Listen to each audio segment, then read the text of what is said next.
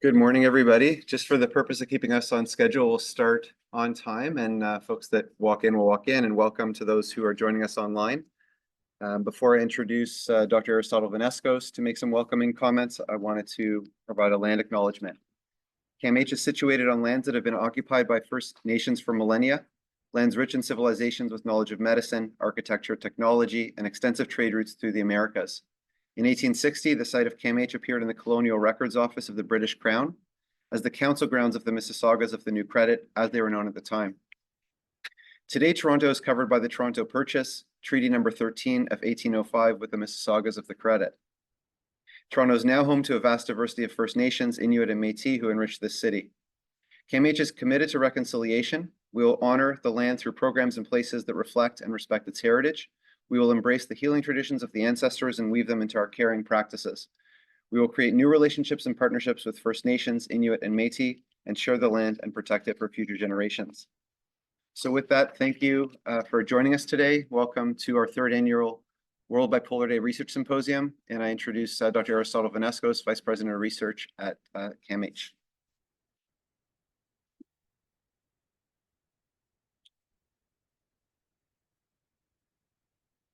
Thanks, Ben. Okay, I'm noticing some people online too. Good. Welcome, everyone. It feels like last Bipolar Day was not that long ago. Time flies. It's really a delight to have the opportunity to say a couple quick things. I won't go too long. This is one of our research centers, the Center for Youth Bipolar Disorder that Ben leads, and it's been great since Ben arrived here to see the growth of the center.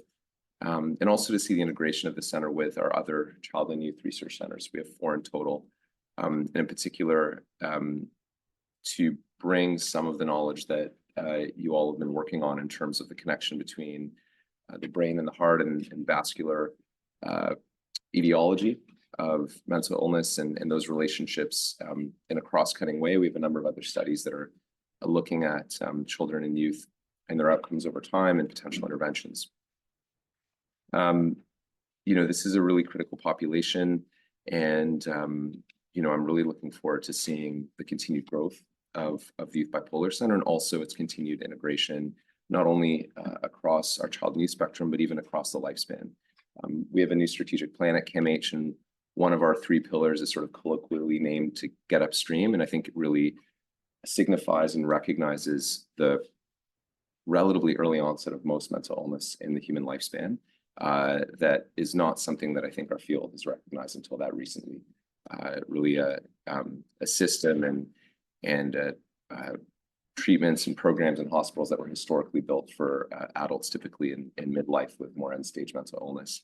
And so I think there's going to be continued investment, continued growth in this area, and really excited to see all the great things you're all going to do, and wish you all a great day. Thank you.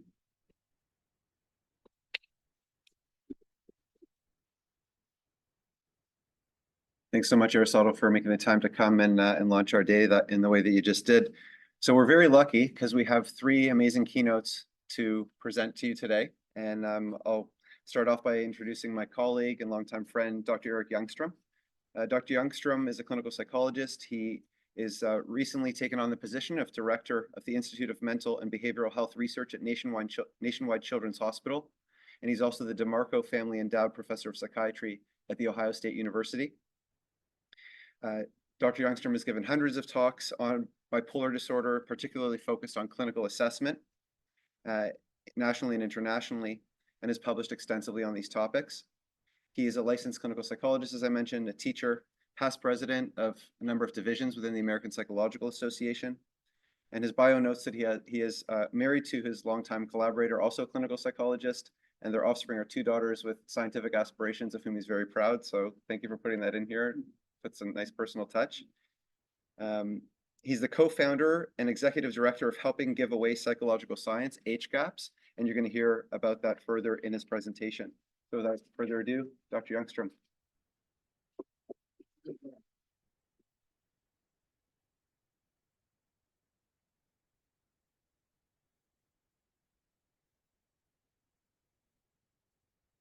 It is wonderful to be here.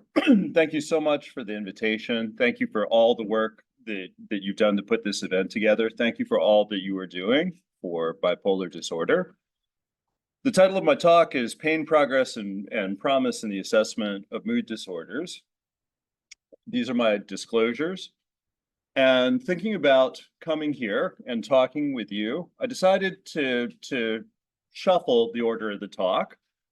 I don't need to convince you that bipolar disorder is a crucial issue in Canada and globally. I've been a professor for 25 years, and I've been working hard trying to make a difference. And as you just heard, I'm blowing everything up. I resigned a tenured hard money position at the University of North Carolina. I'm moving to Ohio. I'm thinking about, okay, what do I want to do next? What made me do that? Pain. And feeling really acutely the unmet need. And I'm excited about the promise. So 25 years that we've been doing this, we have been doing this. And here I very much feel like I'm talking to the team. So we've done a lot of research. And if you go to PubMed and look at bipolar disorder, children and adolescents, there are more than 10,000 papers now. When I was your age, it was maybe 500. So, and a lot of the work has been done by people in this room. So we have not just epidemiological studies, but meta-analyses done by Dr. Van Meter. And we have meta-analyses of scales. So we've learned how common is bipolar. It turns out, despite what I was trained, it does happen in children and teenagers sometimes. And it takes a long time before it gets recognized and gets help. We have scales that could help us to pick it up faster. We have longitudinal studies. Are you sure that really is bipolar disorder? Yeah. We've followed families now for more than a decade. We have risk calculators to try to shave years off of the time that it takes to recognize it. We have free strategies that we can teach practitioners, cognitive debiasing strategies that significantly improve the accuracy of detection. And we've shown that it's possible to apply these to individual patients. This is not a trivial amount of work. How many people have done a meta-analysis? So Anna is a hero. She did the search and she looked at more than 2,000 hits to find the 19 studies that actually had information that were usable. So huge amount of work to do one of these, but pulling it all together, you get some very clear bottom lines. And one bottom line is about 2% of the general population in the world is experiencing children. 2% of the population under the age of 18 is experiencing a mood disorder that is probably a type of bipolar disorder. That is not a US phenomenon. That's true all around the world. And trying to figure out, do we have any scales that would work? Also, a big lift to do the meta-analysis, looking at 4,000 papers to find 27. So all of these are less than 1% of the things that you would find in a search, going to Google or going to PubMed, that actually wind up being clinically useful and relevant. And pulling all these together, we can name names. And this is a horrible slide to use in a PowerPoint, but that's the entire world's literature on the accuracy of scales on one slide. So that's so ugly. It's beautiful. You just sort of get the gestalt of, yeah, that's everything. That's everything in the world on one slide. And we can boil that down to, if I step away from the mic, do we lose sound? All right. So we're looking at a picture of accuracy of tests. The diagonal line down the middle is flipping a coin. Heads, I'm diagnosing bipolar. And then the top left corner, that would be perfection. And the best tools that we have, really expensive interviews, gathering comprehensive family history, they're not perfect, but they would be the line that goes through the A. And then the B, that gray line at the bottom, that's us as clinicians shooting from the hip, diagnosing bipolar based on our typical interviews. We do 8% better than chance. Using any of the best scales identified in the meta-analyses, not going to be perfect, but don't be a hater. Because right now we're doing slightly better than chance, and picking any of these would be a significant improvement. We've done the same thing looking at scales in adults. And again, we're able to name names and say, we've looked at these are the good, and these are the bad, and these are the ugly. And I have more good news from 20 years of work. The best scales are free. And there are other ones that people will gladly charge you money for, and they don't work as well. Certainly not better than the ones that are top of the list on the free side. And so with detecting bipolar disorder in adult patients, again, we've got options, and picking any of these would raise our game. And some of the same scales also very sensitive to treatment effects. So and bipolar is a complicated condition. Often the first thing that we try as a logical treatment doesn't meet all of the need. And so using these free scales is a very realistic way of checking, is this helping? Are we getting the amount of change that we would expect? And the cognitive debiasing strategies, or the free, what is this risk factor telling me strategies, lead to big changes in the accuracy of clinical practice. So on the left-hand side, we see a case that I've presented to thousands of clinicians around the world. And I ask 0 to 100, what do you think the probability is of bipolar disorder? And you ask enough clinicians, you get everything. So there are 2 clinicians out of 600, they're saying, absolutely not. No way, I don't care about the family history, the risk factors, the test scores, kids too young, no way. And there are 2 clinicians that are like, absolutely, 100%. I guarantee it, and everything in between.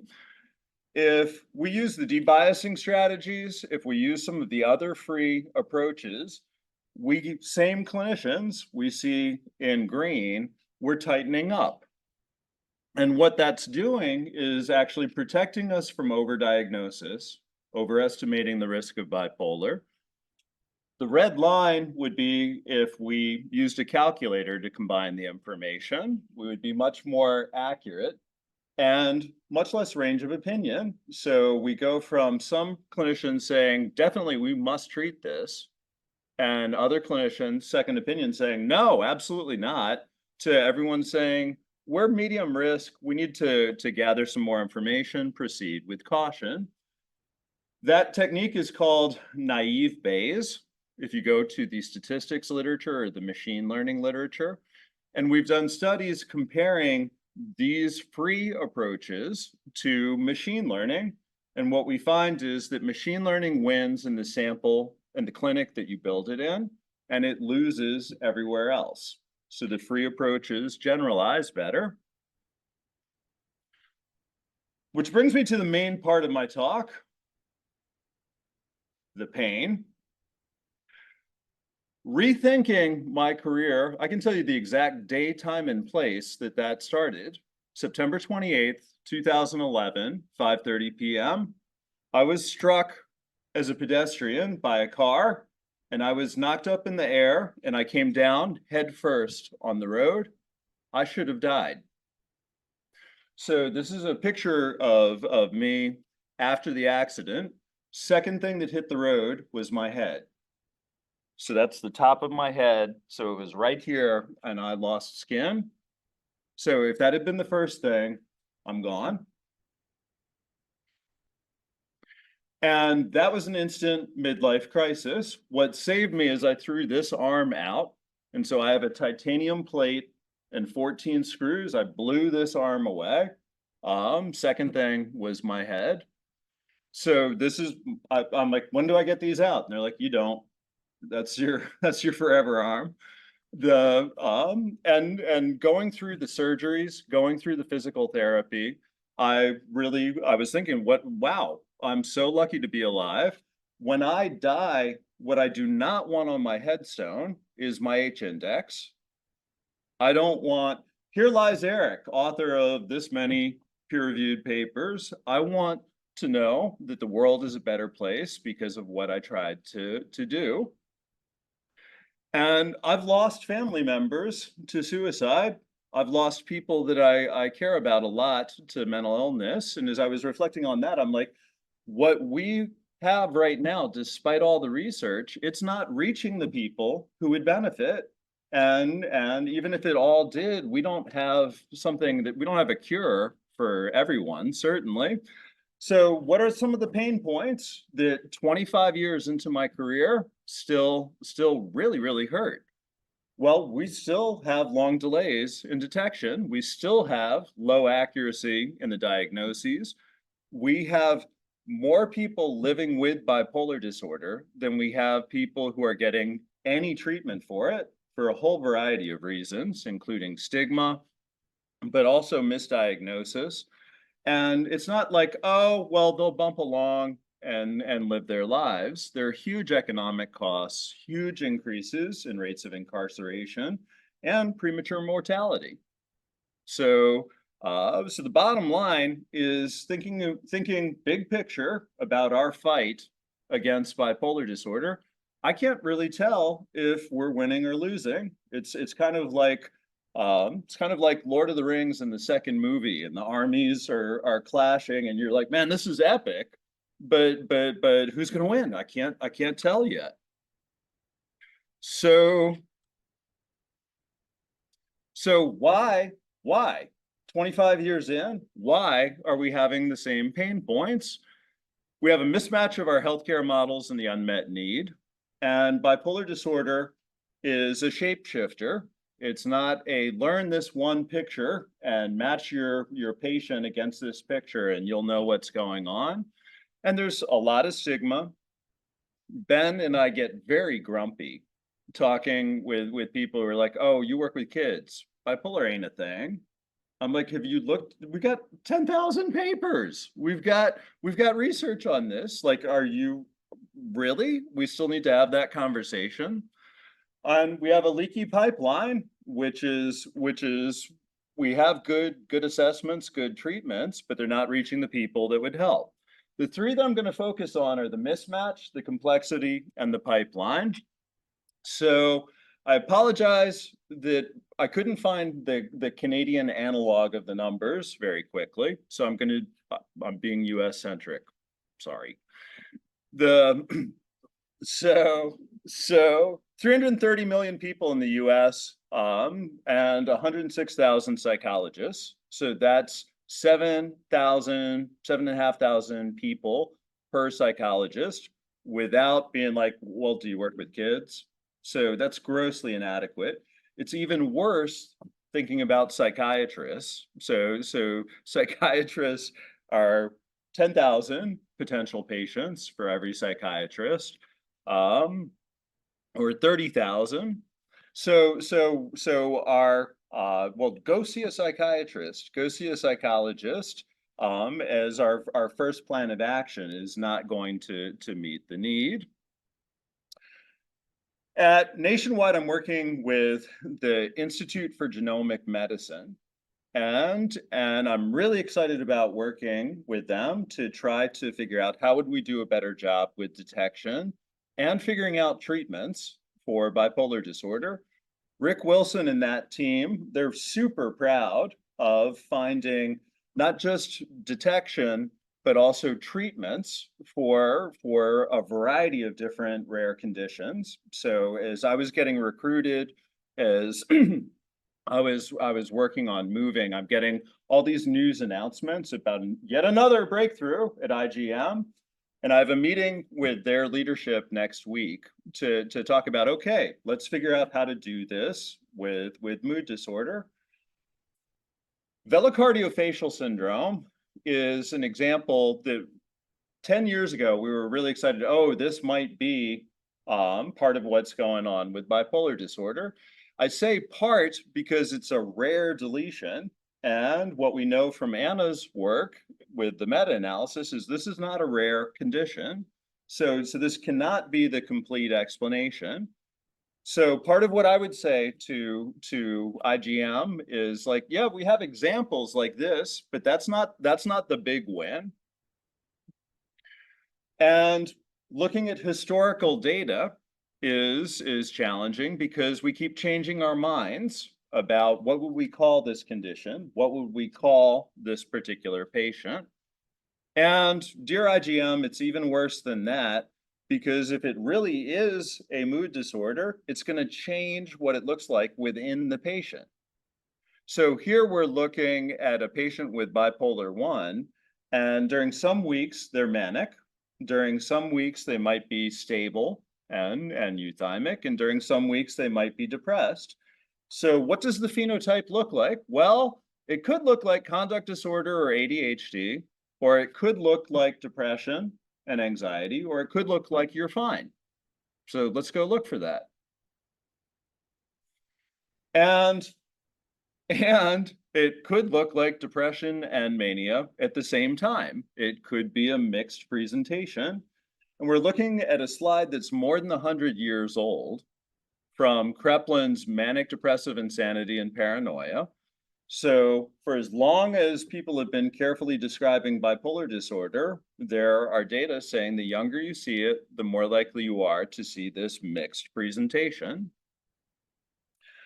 So thinking about going hunting for bipolar disorder, thinking about how to improve detection of bipolar disorder, it's really edifying to look at the tools that we've been using. So this is a paper in 2017 by Eiko Fried, where he looked at 7 of the most commonly used depression scales in adults. And what he did was compared the item content of all of them. In DSM and ICD, there are 9 symptoms that are core to the diagnosis of depression. But as you look across the 7 scales that we've been using in research and clinical practice, we see 52 different symptoms. And only one of them shows up on all 7 of the scales that we're using. Drink that in for a minute. So everyone that uses one of these is like, oh yeah, I'm measuring depression, but we're not looking at the same symptoms. We're not measuring the same things. This is really important if we think, like, this team is working a lot on biomarkers. If you have a biological process, but what the clinician is using or what you're using as your primary outcome measure in your treatment study doesn't ask about the symptom that's tied to that biological process, you will never find it. Looking at the mania scales, I don't know whether to say this is a better or worse situation. So looking at 7 commonly used mania scales, we're now, DSM, you could argue, has 2 or 3 A criteria, depending on whether you count elated and irritable as separate ones, and 7 B criteria. So maybe 10 symptoms in DSM. You look at our 7 widely used scales, and there's 64 symptoms. Now, good news, 3 of them show up across all of these. So we've got a little bit, 3 times as much consistency as with the depression scales. The one which I'm really interested in going after, so I'm basically pitching IGM. I'm like, we could look at it this way, or we could look at it this way, or we could look at it this way. The one that I would pick as one that I'm confident would be worth investigating is circadian dysregulation. What we see in patients is decreased need for sleep. When they start to get hypomanic or manic, and they're like, this is great, I don't need as much sleep, and I don't feel tired. I feel a little bit more creative. I feel a little bit more frisky, a little bit more. That, I'm like, okay, that I'm sure there's a very strong biological process. So let's look at where the sleep items are, and awkward. There's only one symptom that shows up on any of the mania measures. We actually have a lot more sleep items on our depression measures. And I don't have a solution for that yet. I'm going to go back to the Institute, to the Behavioral and Mental Health Institute, and be like, which ones of these are we using in EPIC? Which ones of these do we have a lot of data with? How many people do we have both of these on? If we do a composite of some depression sleep items and some mania sleep items, what are we working with there?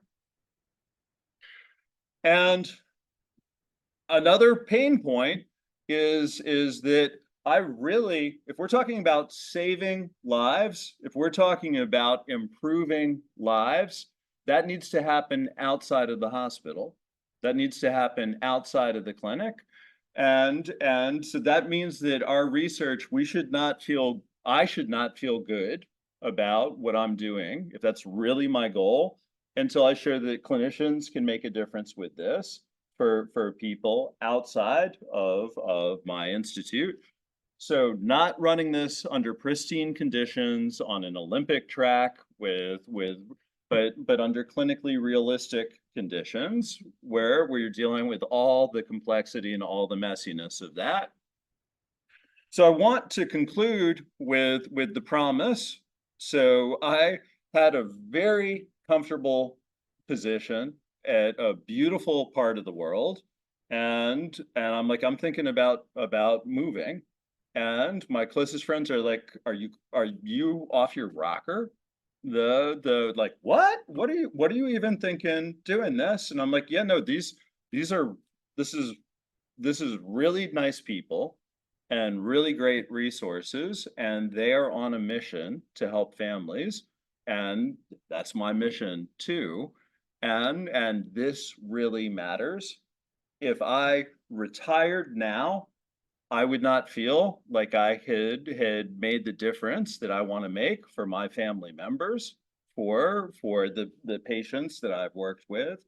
I don't, if the story stopped here, I'm tearing up a little bit. I'm like, no, I want better for my family, my patients. I want better for the world.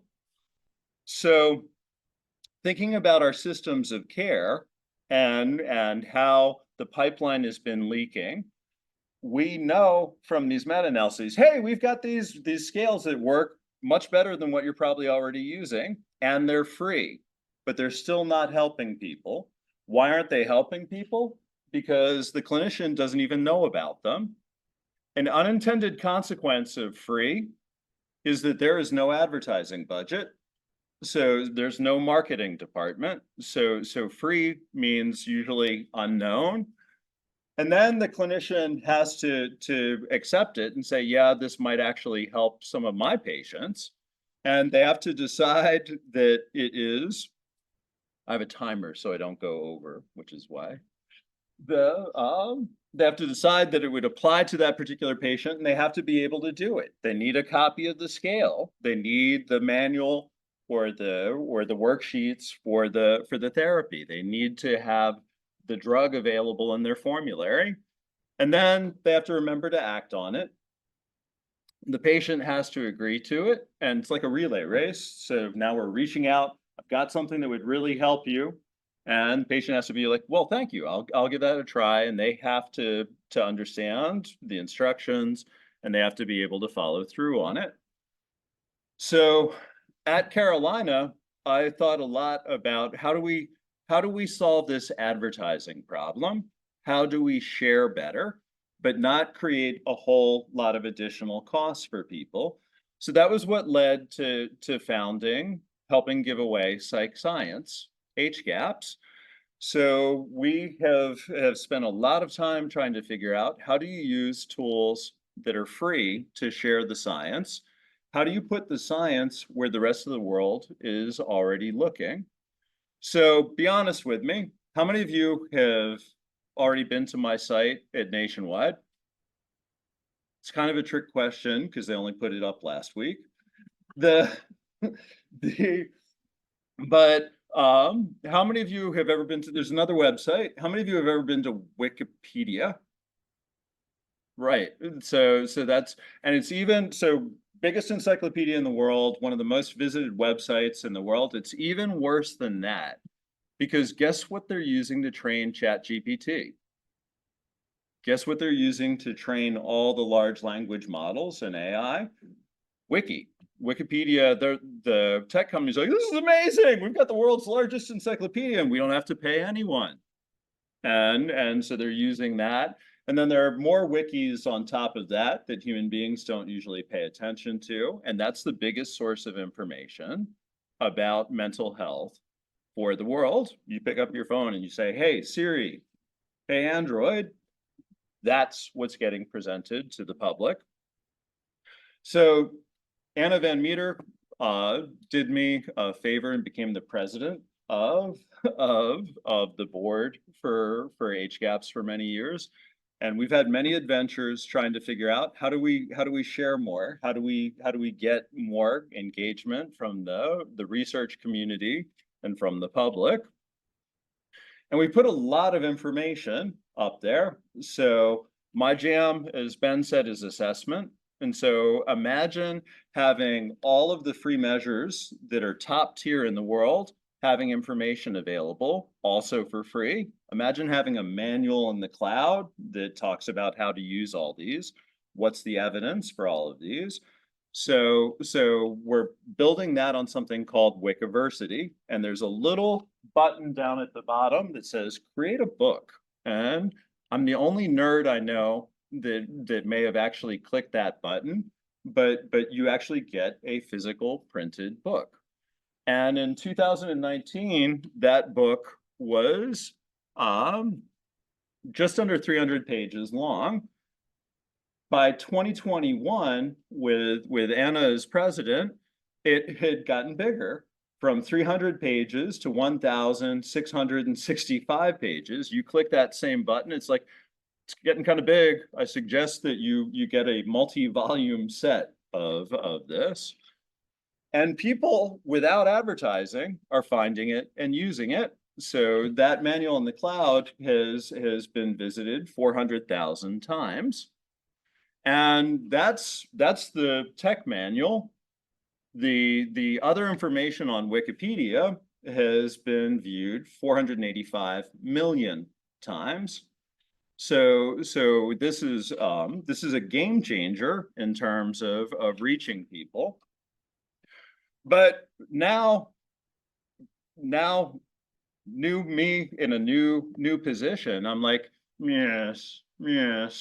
We have a large clinic. We have a large clinical infrastructure, 40,000 children that we're seeing a year at the core campus, 2.5 million covered lives across the state of Ohio, and they're all using an electronic medical record. They're all using Epic, and I just had them give me a list of what do we already have in Epic. It's 300 scales long. And then they also have REDCap. They also have all these. So I'm like, okay, so what I'm doing right now is like, okay, what are we already using? How can I then teach you to use it more effectively? You're already doing this, so let's work smarter, not harder, to help our patients.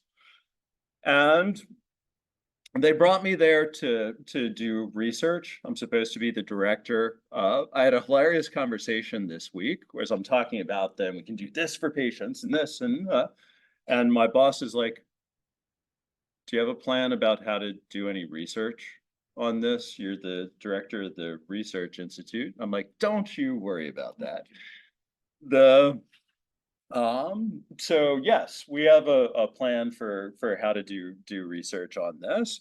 How do we actually change the ecosystem of clinical care? So I'm looking at nationwide. This is the laboratory for goodness to figure out how do we do a better job by our families that are dealing with mood disorders, and then how do we take that to I'm giggling saying, how do we take that to scale, as if 40,000 and 2.5 million wasn't big, but that's not what I want on my headstone either. Here lies Eric.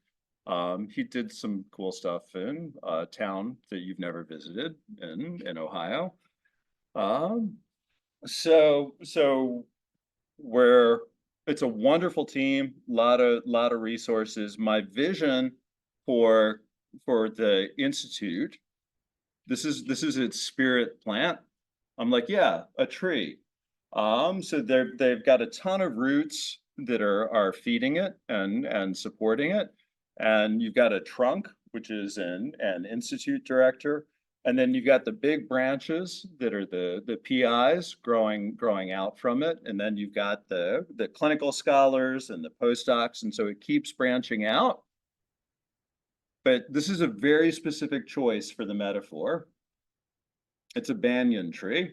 And what banyans do is, as the branches get big enough, they put down tendrils that when they hit the ground, they become roots, and it grows another trunk.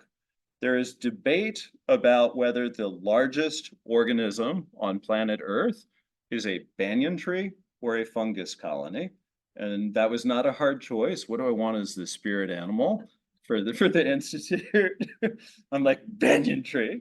I'm going to buzz in quick on that one. And I love it because I'm thinking about the third act of my career, but I'm looking at a room full of younger people. And I'm like, if I do my job, then I'm helping you grow and support your careers and figure out where am I positioned, and I'm going to put down roots, and you're going to grow your own awesome trunk and branches with your postdocs and your but the beautiful part, I'm getting tingles, is that we're all still connected.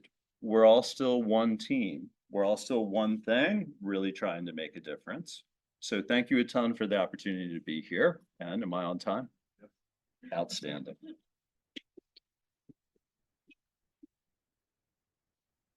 Around, yeah. So thanks so much, Eric. That was great, and great example of this tree, which I think is a metaphor that resonates well. So we have plenty of time for questions because Dr. Youngstrom abided the request to constrain time. Anybody have questions in person first? Dr. Phillips. So first of all, Eric, thank you very much. And I've learned a lot, especially about the tree. Yeah. And the fungus. And the fungus. I think you made a good choice. Hear more about your amazing online series of scales, etc. And I'm just wondering, are you kind of doing analysis, mental analysis for those scales, to create a new scale that will highlight what's really important to us? Yep. Maybe to perhaps a scale that would integrate more scales and links to mood spectrum. Let me repeat the question here. Sit Yep. in front of the camera. I'll just repeat the question for people in the online. So the question was, there's all these scales and these meta-analysis have happened. Is there plans for Dr. Youngstrom to pull together the best of the best and create a new ideal scale, especially one that emphasizes circadian rhythms in more detail? That's a wonderful question. The short answer is yes. How quickly that will happen, I'm not positive about yet.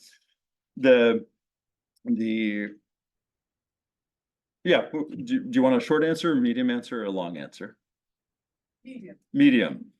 So first pass at Nationwide would be looking at where are we already asking about sleep. And one of the things that they told me about that hadn't been on my radar at all, they've got several teams of data scientists. And one of the things that we did was a mashup where they had 8 data scientists do a data blitz for me, and we had another 4 from my institute come.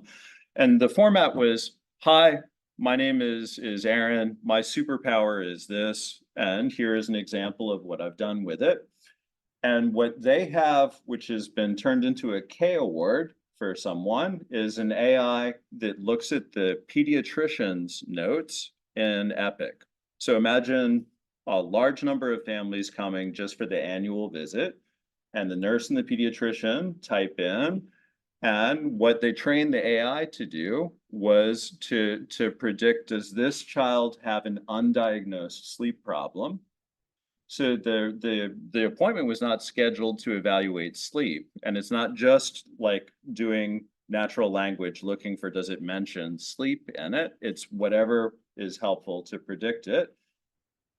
Mary's question is, are you thinking about building scales? I'm like, yes, and I want to see which ones are related to sleep and where are they in the process. But then I can see now the possibility of a hybrid where you're combining that with the AI or a wearable, or and then using that to make referrals for imaging or for a sleep lab or some of the more expensive Cadillac options. So that was one superpower. Another person at that same presentation and said, "Hi, my name is Arslan. My superpower also is combining AI and natural language." And what he described is, kid has an accident, goes to the emergency room, gets an X-ray, and the technician types up some notes, and that goes with the images into a report and goes into a queue waiting for the radiologist to look at. With the number of patients that they're seeing, there are a lot of reports waiting. So he's like, what I've done is built an AI that reads the report ahead of time and triages them. So the high acuity ones go to the top of the list for the radiologist to see first. 87% accuracy. And I'm like, how have I never heard of this? And they're like, well, because we weren't worried about writing it up for publication. We wanted to help families. So we've already redeployed this. This is routine in our ER and radiology clinics now. It's already built into Epic as part of the flow. And I'm like, holy cow, have you ever done that with a psych evaluation? They're like, no. No one from psych has ever talked with us before. Tell us more. And I'm like, well, because when we do testing, we get reports in text with the numbers and a narrative. And they're like, yeah, that's easy. I'm like, okay, let's do this. So I'm not going to be bored.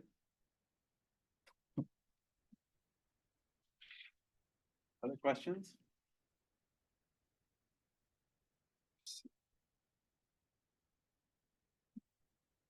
Okay. Thank you, Dr. Youngstrom. Okay.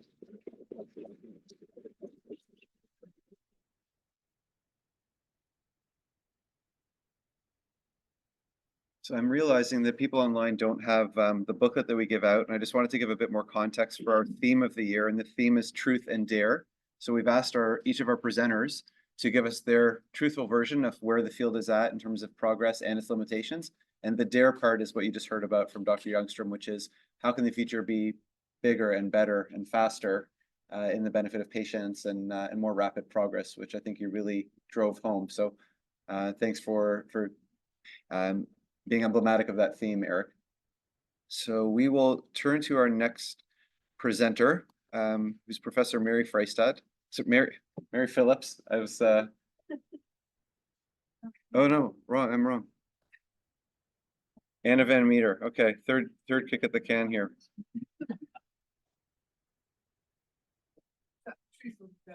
That's the dare.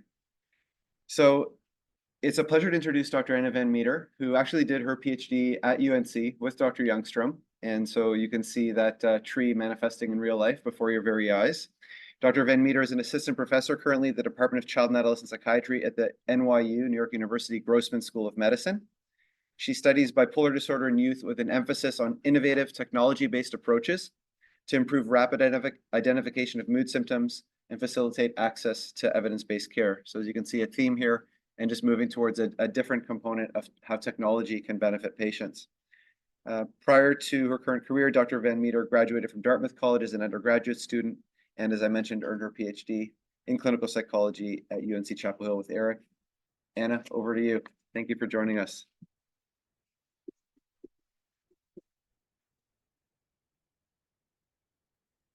Thank you. Thanks for the nice introduction and for having me today. And I think Eric set me up really nicely for what I'll be talking about today. So I don't have any conflicts of interest. I received funding from NIMH and the Brain and Behavior Research Foundation. Bipolar disorder in young people presents significant challenges to clinicians, to researchers, and of course to the families who are affected by it. And that's why we're all here today. And in my talk, I'm going to focus on two of these challenges. The first is diagnosis. We know that on average, people with bipolar disorder will go about 10 years from when they first seek services for their symptoms until they get an accurate diagnosis of bipolar disorder and the treatment that's most appropriate for them. And this can happen for a number of different reasons, but one of them is that in psychiatry, we're sort of unique in the fact that we rely primarily on self-report to make our diagnoses.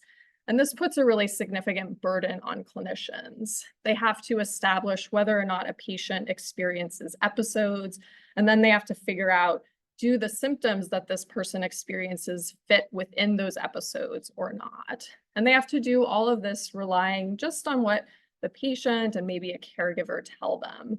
And the patient and the caregiver might have very different interpretations of what they're experiencing than the clinician would. So this is really hard. And last year, Boris Bermaher, whose work I'm sure you're all familiar with, gave grand rounds at NYU. And one of the things that he said that I found very validating was that even with decades of experience, he sometimes finds it challenging to make a diagnosis of bipolar disorder or to rule that out without having followed the patient for some period of time, because at that initial appointment, it's just really difficult to get the detail of information that we need to be confident in that diagnosis. The second challenge that I want to talk about is long-term monitoring. This is important for all people with bipolar disorder, but it's especially important for young people because they have higher rates of relapse than other people with bipolar disorder, and their mood may be more labile. So it's important for us to monitor so we can see when they might be headed for a relapse and try to intervene and minimize the consequences of that relapse. But the way that we monitor people isn't necessarily well matched to our goals. So for example, if we were to use ecological momentary assessment or some method that gives us a lot of detailed information, that becomes very burdensome to the patients over time, and it's not sustainable. Whereas quarterly appointments with a psychiatrist or even weekly psychotherapy doesn't really provide us with enough information. So more often than not, we're reacting to a relapse after it's happened rather than being able to prevent it. Unfortunately, during this time when patients might be experiencing symptoms of bipolar disorder but haven't yet gotten the right diagnosis or the right treatment, can be a really crucial developmental period. So the average age of onset of bipolar disorder is around 15. So during the 10 years when they might not have the right diagnosis, they're graduating high school, they're pursuing college perhaps, or their first jobs, having lifelong relationships develop. And if somebody's symptomatic during this time period and not able to sort of develop the foundation that they need to achieve a high quality of life as an adult, that has significant consequences for them over time. And for me, a major motivating factor in my career is trying to improve the timeliness of diagnoses so that we can help people achieve stability and a better quality of life. And I think in order to do that, we need more objective and highly detailed data to inform both the diagnosis process and long-term monitoring. And an approach that I think is very appealing for doing this is digital phenotyping. And what that means for me in the context of my research is collecting data from people's smartphones.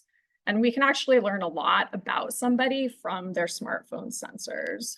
So for example, if you were to collect my digital phenotype, you might see that my phone tends to get locked around 11 o'clock at night.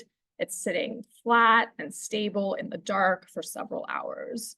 So from that, you can infer that I'm probably sleeping. You can also figure out from my GPS where I live, because that's where my phone is when I'm sleeping. You can figure out where I go to work every day, how physically active I am, how social I am. And from this information, you could see sort of what does a digital phenotype of a working professional look like. And then if you were to compare my phenotype to a different type of person, like a college student, for example, they probably get up at different times every day, depending on their class schedule. They're more likely than me to stay up all night studying for an exam or going out. Their geographic range might be more limited if they live on campus and do everything kind of in the same place. So we could figure out what's sort of an average digital phenotype for a working professional and what's sort of an average digital phenotype for a college student.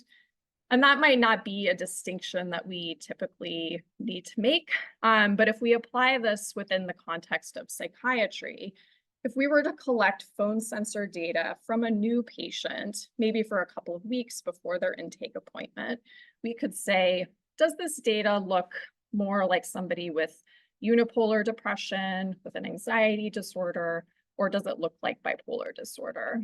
And I don't think that we would use this information alone to make a diagnosis, but it's objective, highly detailed information that could inform that process. Once we establish what an individual's own pattern is, we can also use this information to see when they might be headed for a relapse or some other sort of negative change in their mental health. If we know that I usually go to bed around 11 o'clock, but then suddenly we see that I'm on my phone at 2 or 3 o'clock in the morning, night after night, maybe I'm going to a lot more places, that would be indicative of a problem or at least a change. And that's information that could be fed to my clinician or to me or a caregiver who could, check in and see what's going on and whether an intervention might be appropriate. And in studies, we've found that prior to a relapse event, a couple of weeks beforehand, there tend to be anomalies in people's digital data. And importantly, this happens, not just in what might be a proxy for sleep, but also in other types of data. And one thing to me that's very encouraging about this is that 2 weeks is plenty of time to do something. You can contact somebody, you can get them help, hopefully prior to that relapse occurring. Another aspect of digital phenotyping that I find promising is that smartphone ownership is extremely high among adolescents across different demographic groups. So regardless of gender, race, ethnicity, socioeconomic status, or their parents' education level, almost every adolescent, at least in the United States, owns a smartphone. And this is much different than the number of adolescents who have access to good mental health services. We also have seen in studies of adults using digital phenotyping that when we combine different cohorts, the missing data is sort of equivalent across different demographic groups, which suggests that this is an equitable way to collect data from different types of people without introducing any extra bias. There have been a number of studies looking at digital phenotyping in adults with bipolar disorder.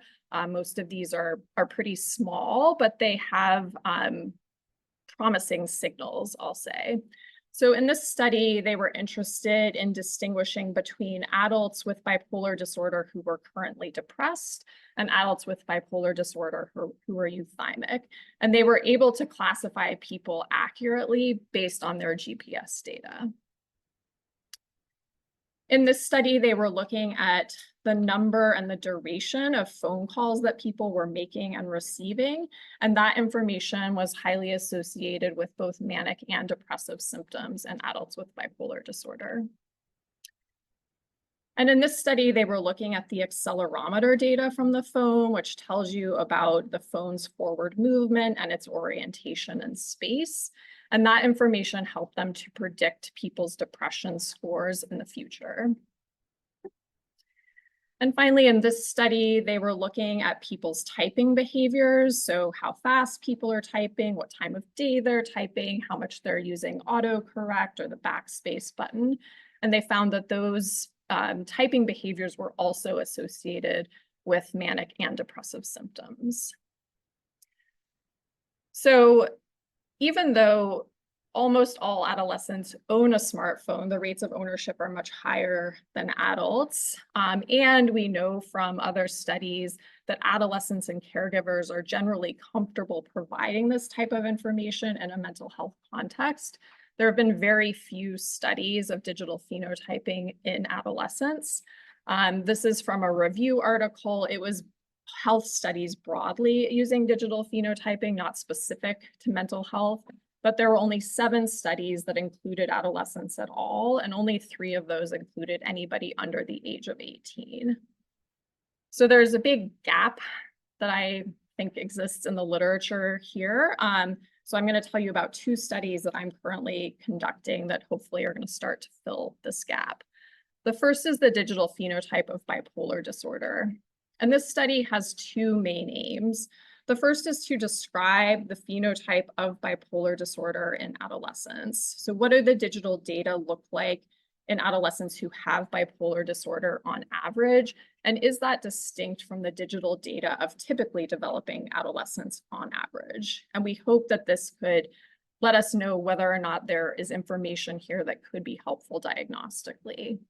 The second goal is to figure out whether anomalies in individuals' data correspond with relapse of mania or depression. And so in order to address these 2 aims, we've been recruiting adolescents with bipolar disorder and typically developing adolescents and their caregivers, and we're following them for 18 months. And during that time, we're using an app called Biwi, which collects information from their smartphone sensors.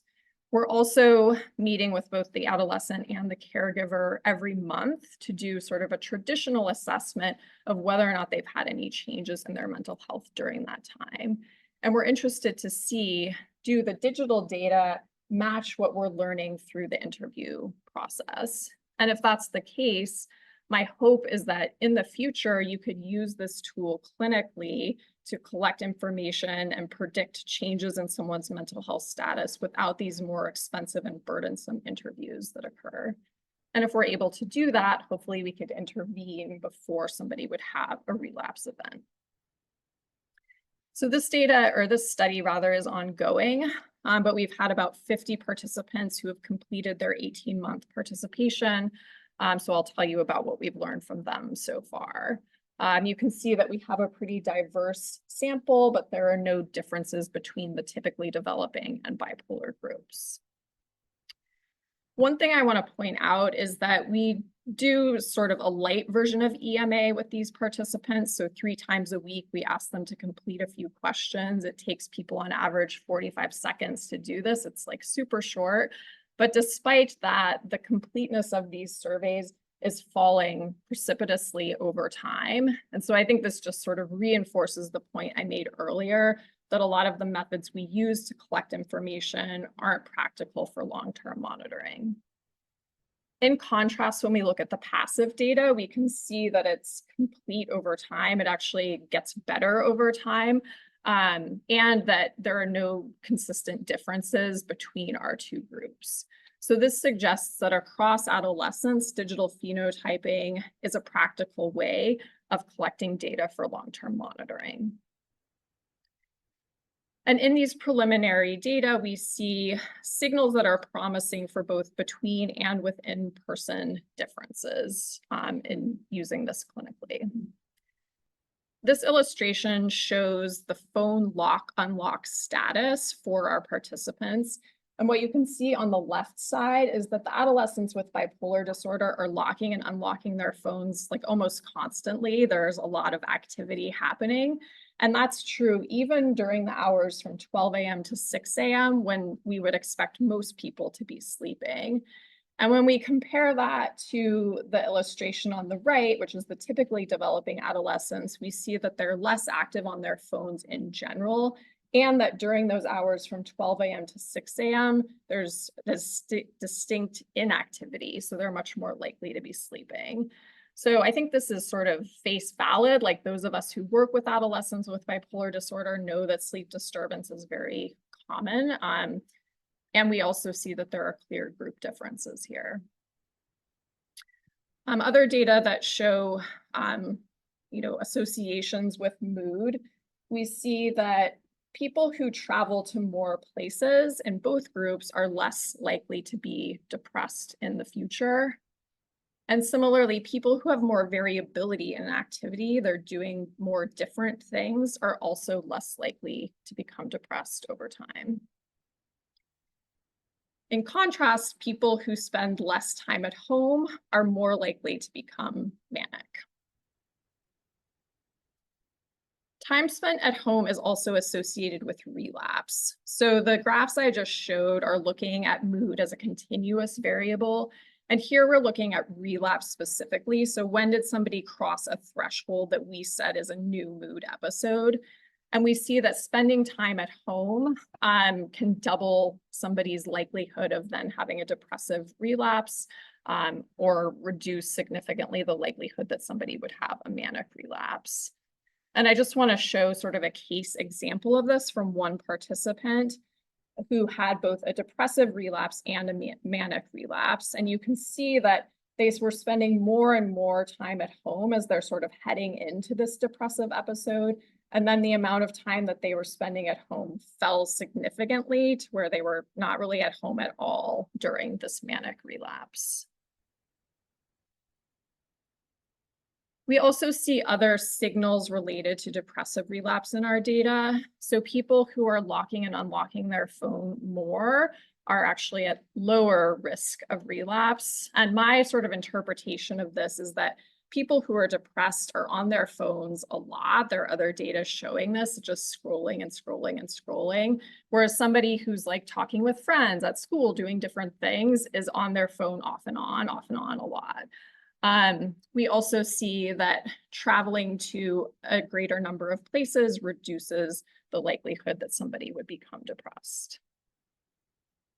So these analyses are all univariate, and our next step is to start combining these data streams to see if we can improve our ability to predict relapse, but also to personalize it, because it's really a change from somebody's own individual pattern that's going to be most compelling versus the difference from the average digital phenotype. The next study I'm going to tell you about is focused on suicide risk. As Eric was talking about, we know that suicide risks, so suicidal thoughts and behaviors, and also deaths by suicide have been increasing over time. And this is despite significant time and resources being invested in trying to prevent youth suicide. And in this meta-analysis that was done a few years ago, they found that most of the risk factors that have been identified for suicide are associated with very small effect sizes and don't really tell us that much about who is going to be at risk for suicide. And I think one of the reasons that this research may not have sort of moved the needle in terms of preventing suicide is that most studies are focusing on future risk. So what risk factor right now is going to be associated with suicide a year from now or 5 years from now? And on a population level, that's interesting. But on a personal level, I want to know, like, my patient that I'm seeing today, can I send them home? Are they safe for the next 24 or 48 hours? And this type of research hasn't really helped us learn about those types of risk factors.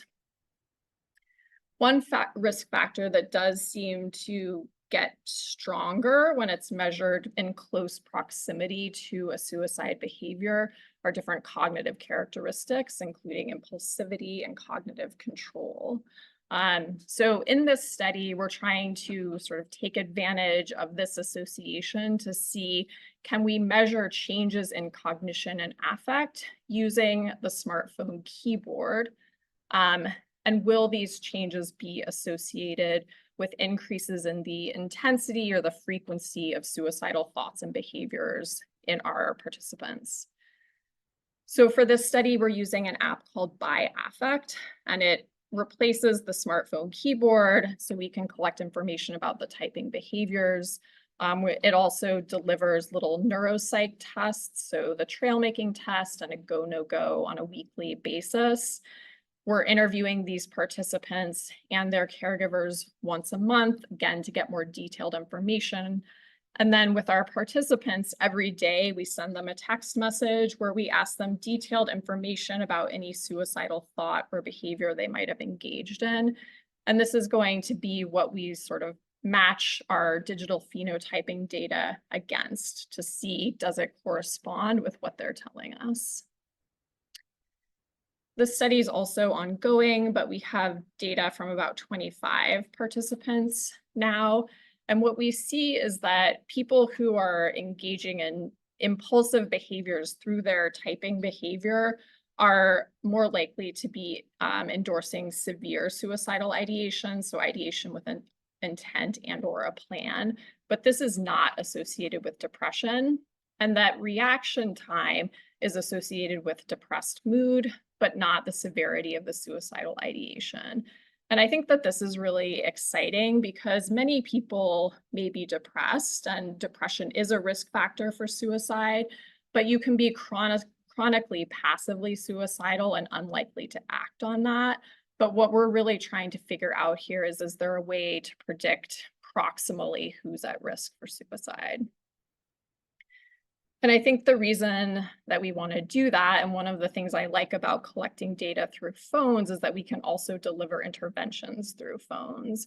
So we can use a just-in-time intervention when somebody's digital phenotype data suggests to us that they might be at risk, and that could look like a different thing depending on the level of risk. And in this study that this little schematic is from, they were asking self-report about suicide risk, but then depending on the level of risk, either someone would call that person or they might just get a message. There were different levels that were appropriate. So as Ben said, I was asked to include a truth and a dare component in my talk. I'm like a good news first type of person, so I'm going to start with a dare. We as clinicians, do our best, and I'm sure most of us have still had the experience where you meet with a patient, you think they're doing relatively well, you send them on their way, and then you find out before your next appointment that they've been hospitalized. And there's that gap in information that we just don't have. And I see digital phenotyping as a way to fill in that gap and feed information back to us as clinicians and to families so that we can do something to at least minimize the consequences that might be associated with relapse, even if we can't prevent the relapse itself. And I think for young people especially, this can go a long way in helping them to be able to achieve a higher quality of life as they move forward. So I showed this at the beginning of my talk. And sort of my vision is that if we're able to collect this digital phenotype data early on, we can make that accurate diagnosis much sooner. We can stabilize people and hopefully keep them stable over time so that they can go through this key developmental period doing well. So the truth part is that this research is really in its infancy, and there are a lot of questions that we need to address. Some of the ones that have been on my mind are, how much data do we need in order to quantify somebody's phenotype? So I said earlier, we could get 2 weeks of data and see if that could inform the diagnostic process. But I don't know if it's 2 weeks. It could be 2 months or 2 years, in which case it's not going to be that useful for this purpose. And also, what's the most parsimonious data collection that we could do? Right now, we're collecting lots of different data, and the data is big, and it costs a lot of money to store that data and to analyze it in real time to make these predictions. So could we get away with just the screen lock unlock data or some other minimal amount of data that would be more feasible, especially for clinics to collect and analyze? We need to figure out how far in advance a clinically significant change can be detected. I think the data that I've presented suggests that it would be an actionable period of time, but we don't know yet for sure. And then if it is actionable, how do we integrate that into clinical workflows? If somebody is identified as being at risk at 3 o'clock in the morning, whose responsibility is it to do something about that? And also, what safeguards can we put on these data to ensure that they're managed and stored ethically? Because this is extremely sensitive, of course. And then the other thing that sometimes keeps me up at night is how long are we going to have access to these data? So we're provided access by the phone company and by the apps that we're using, but we can't take for granted that that's always going to be the case. Like, you can pretty much always interview somebody if they're there for services, but we don't know if we'll have access to this type of data. And I think we can look at the mental health space to see how sort of far behind or how much of a disadvantage we're in as academics versus industry people. So this is an anxiety app that was developed by the Mayo Clinic. It's based on evidence-based principles. I'm sure it would work if somebody went through it, but being frank, it doesn't look good. It's not engaging, and people aren't going to spend enough time on this for it to make a difference. In contrast, an app developed to address social anxiety by industry has cute avatars, engaging videos, relatable language. And so they're far ahead of us. And the companies who make the phones and make the apps are already using our digital phenotypes to predict what we want to buy, what kind of videos we want to watch. I recently read an article that was talking about collecting data from cars' navigation systems to predict who's going to be a good driver and how much to charge them for insurance. So it's like well within the capabilities of these companies to use this data to help us predict changes in people's mental health. And I think the question is, do they want to? And so my hope is that we can develop industry academic partnerships, because I think that's really what it's going to take. But if we're able to do that, I do think we could significantly change and improve the outcomes for young people with bipolar disorder. So I'll stop there. Thanks for your attention.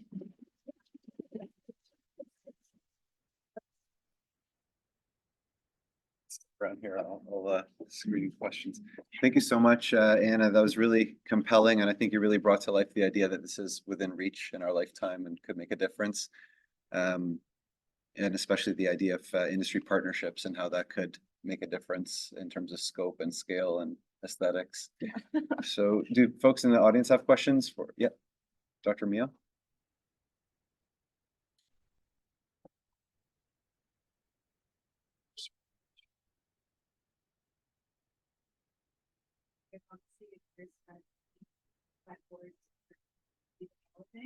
But how much of that was being used by bipolar disorder to fix psychiatric policy more generally? And then my second question is about sex differences for the suicidality project. I know some studies that was moving to the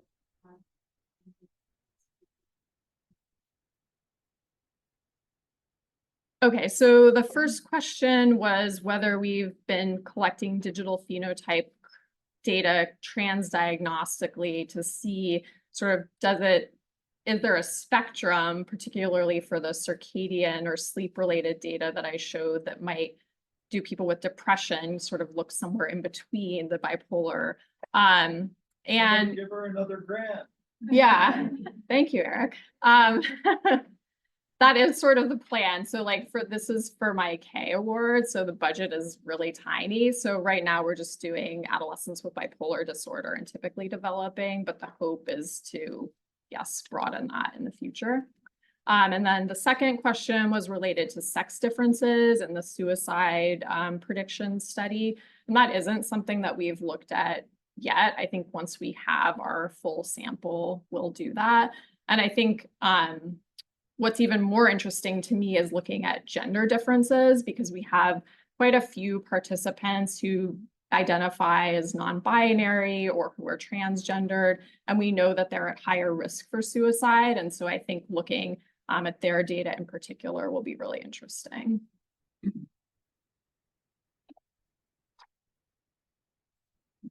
Brett? Oh, gosh. Such an interesting talk, and I was taking notes and all the things that you wrote as the truth. Your truth slide was like all my questions. Okay.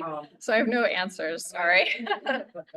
So I'm trying to pick within here. I mean, maybe keying in on the phone companies because even in today's news, if you picked up the local Toronto Star, you'll note that was a hot topic of the Toronto various school boards suing TikTok today. So I'm just wondering, how do you engage with the phone companies and do it in a way where you can reconcile some of the challenges? And are you thinking the big companies, or is it smaller companies that can provide more meaningful collaboration on this phenotype? I mean, I think it would have to be the big, oh yeah, sorry. So the question is, how can you effectively engage with the phone companies to get them to care about this issue, I guess, and partner? So I think you would have to go to Google, who makes the Android phones, and to Apple, because they have the market share of phones. And so if you're not working with them, I think that the number of people you can reach is really small. Both of these companies have strong research departments, and I think, you know, do facilitate research. Apple in particular has like a research toolkit and things like that.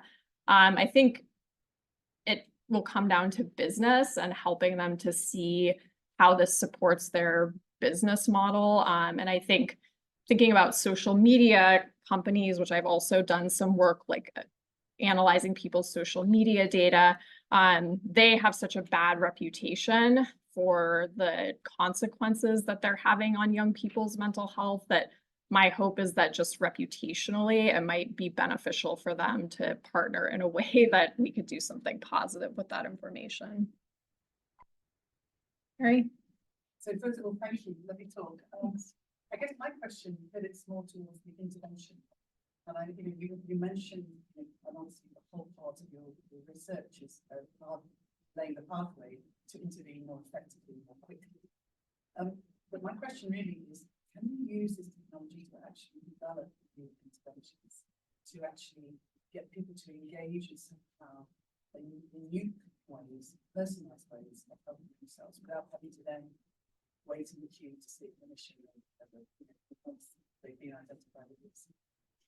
Yeah, so the question is whether we can use the digital phenotype data to inform the development of new treatments that might be more self-guided or that can be more broadly accessible and people wouldn't necessarily need to work with a clinician.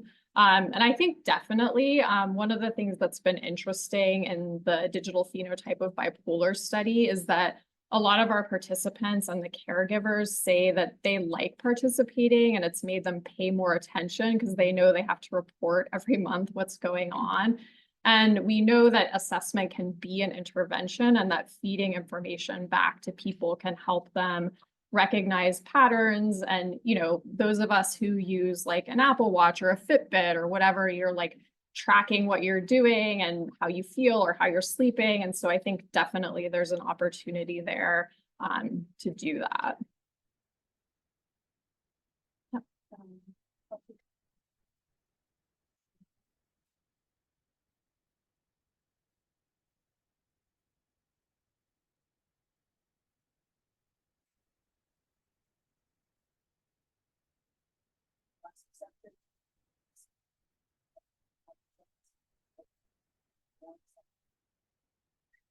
So the question is whether parents are supportive or if they object to their adolescent providing this type of data.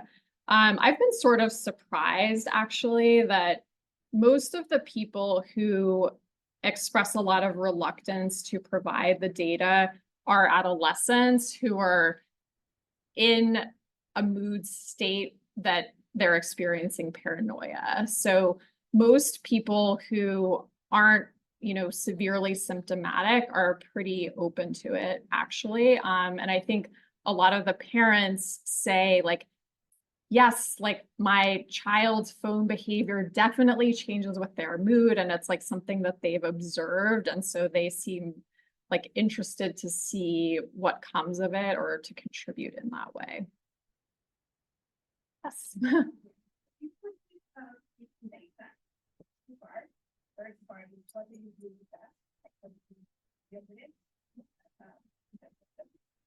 The second one is about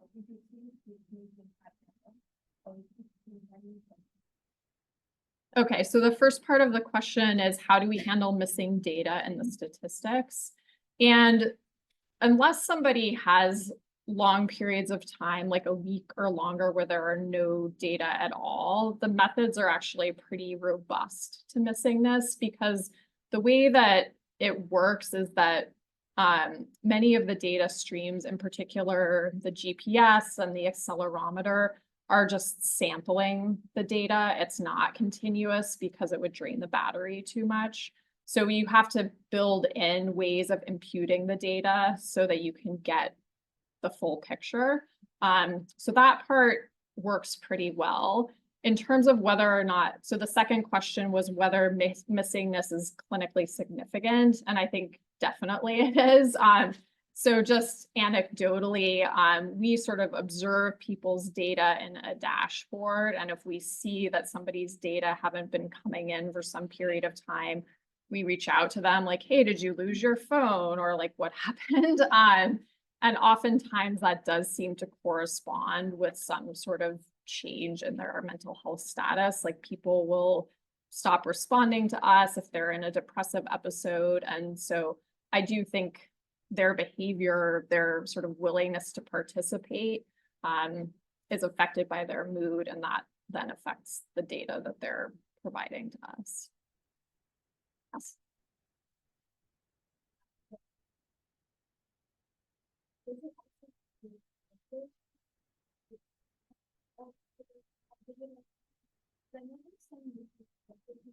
Eating disorders and you know, getting a lot of TikToks or social media posts with triggering images or what I eat in a day's kind of concept. So I wonder if that's something you're looking for in terms of what their adolescents with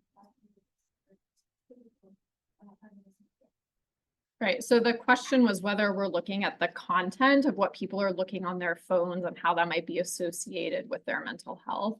In these studies, we're not. And I think that's actually one of the factors that makes families more willing to participate.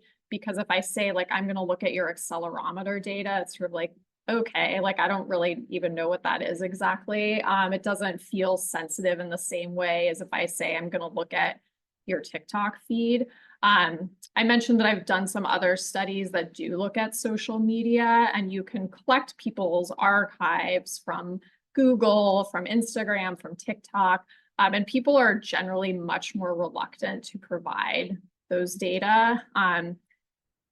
When we do look at it, there are signals there as well. But I also think from like a looking forward perspective and trying to do something that's going to be sustainable over time, my guess is that that type of data would become inaccessible more quickly, or it would be more likely to be inaccessible than the phone sensor data in the future.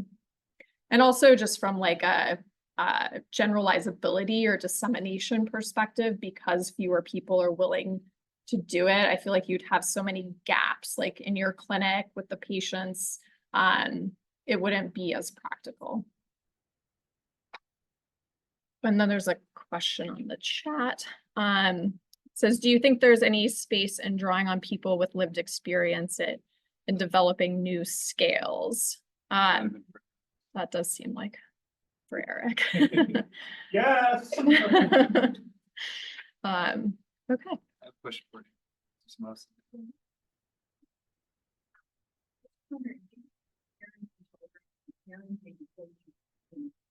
A lot of patients, you know, their phones are confiscated at night by their parents, and they're holding on to them. And they would have been kind of scrolling, and they don't have any diagnosis. They would be scrolling through the night. The parents are like, no, we're going to hold them back and have those phones through the night, or we're going to lock them, for example. Any considering these kind of parenting practices or kind of parent law, that you use your phone for punishment, take the phone at night to improve sleep. Yeah, so the question is about phone access and whether we look at whether or not there are parenting practices that restrict access to phones at certain times. And we do ask about that. So we collect information each month on, so initially we ask, are there any restrictions? And we document that. And then each month we say, have there been any changes in the restrictions? And then have there been times when your child didn't have their phone, like related to punishment or they lost it or whatever. Super quick follow-up. Any thoughts on using the parent's phone as an internal control? So the question is whether we've thought of looking at the parent's phone as an internal control. And the answer is no, but that's a really interesting idea. And when we ask parents about the restrictions, I would say more often than not, they say, oh, I know I should, but I don't have any restrictions on my child's phone use. And my personal hypothesis about that is that they don't want to be a hypocrite and they don't want to like give up their phone at certain times. And so it's sort of like everyone has their phones all the time. So I like that idea. Question about the biometrics. So I'm wondering what like where else the field is going in terms of things like kind of detect breathing rates or pulse rates other than through like an external app. Or are there other indices of motion, tension, intensity, or speed, or those sorts of things that can be linked to pull out the question about specificity? Yeah, so the question is whether we can collect data related to movement or other sorts of biometrics from the phone. And the answer is yes. So my collaborator who developed the BWI app is actually doing some really interesting work in ALS and Parkinson's disease. And they're able to pick up a signal pretty early on in the disease process of people holding their phones in different ways and also sort of like small tremors. And he and I have talked about whether we could, you know, sort of build on that to look at manic symptoms or even like ADHD or other sort of clinical phenomena that manifest in different physical signals. Thank you so much. Thank you. So our speakers have all been adherent and they've rewarded us with a little bit of extra time. So what we'll do is we'll have a bit of a longer break than planned, but still come back early so that we can have an opportunity to have robust Q&A and leave time for lunch. So if folks can come back for 10:45, we'll get started. And I encourage folks to check out the posters that are outside and to have conversations with colleagues and to grab some coffee. So thank you.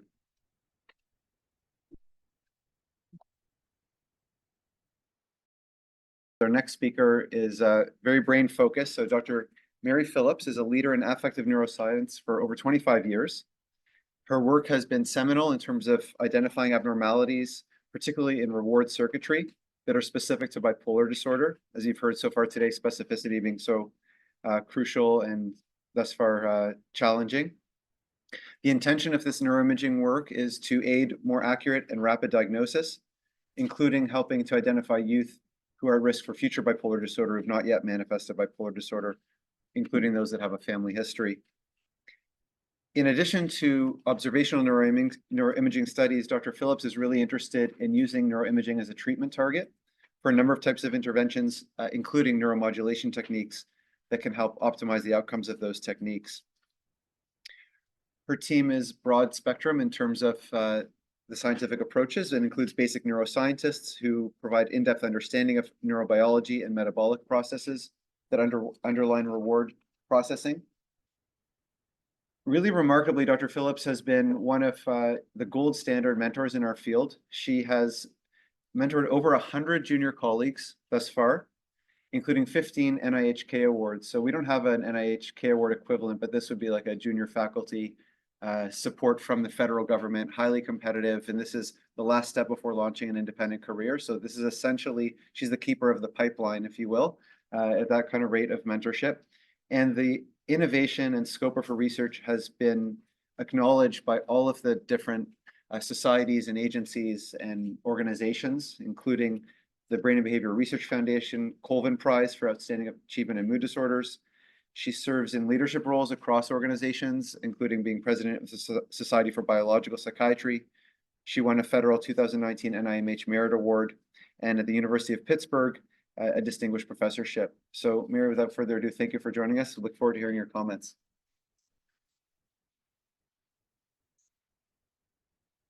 Well, first of all, thank you so much. Thank you so much, Ben, for that very kind introduction. And I have to say, you know, it's been a delight being here this morning and listening to two marvelous presentations, meeting some of you. I'm really impressed by the energy, and it gives me hope for the future. There's, I think, one of the first things I will say about truth. The sad truth is, as has been eloquently stated by the first two speakers today, the sad truth is that so many people are very disparaging about bipolar disorder. Even in our field, there's a lot of not enough love for bipolar disorder. So we've got to do a better job, not only of raising awareness, but actually doing something about this very debilitating disease. So the point of my short presentation today is really to highlight some of the work we're doing in trying to use the way we're thinking about bipolar disorder in terms of understanding the underlying brain mechanisms and trying to harness that knowledge to provide targets for new treatments that are going to work better, new treatments that are going to be more effective, new treatments that are going to be more acceptable because they're not going to have the terrible side effects that, as we know, so many of our standard treatments have.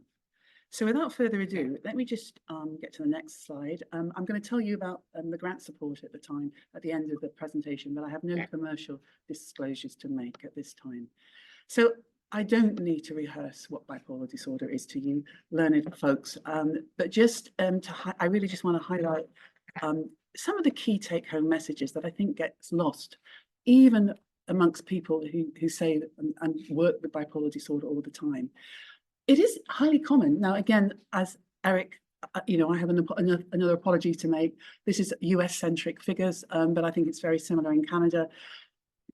4.5% lifetime prevalence isn't a rare disorder. It's very common. It's more common than schizophrenia. It's more common than OCD. I'm not going to say any names, but last week I heard a talk and someone said, very learned person said, well, of course, OCD is far more common than bipolar disorder. It's not. Bipolar disorder is common and it hurts. It hurts people because of the symptoms. It's difficult to control the symptoms. The symptoms, mania and depression, can often coexist, making it even more difficult to treat. It's one of the top 10 leading causes of non-communicable diseases worldwide.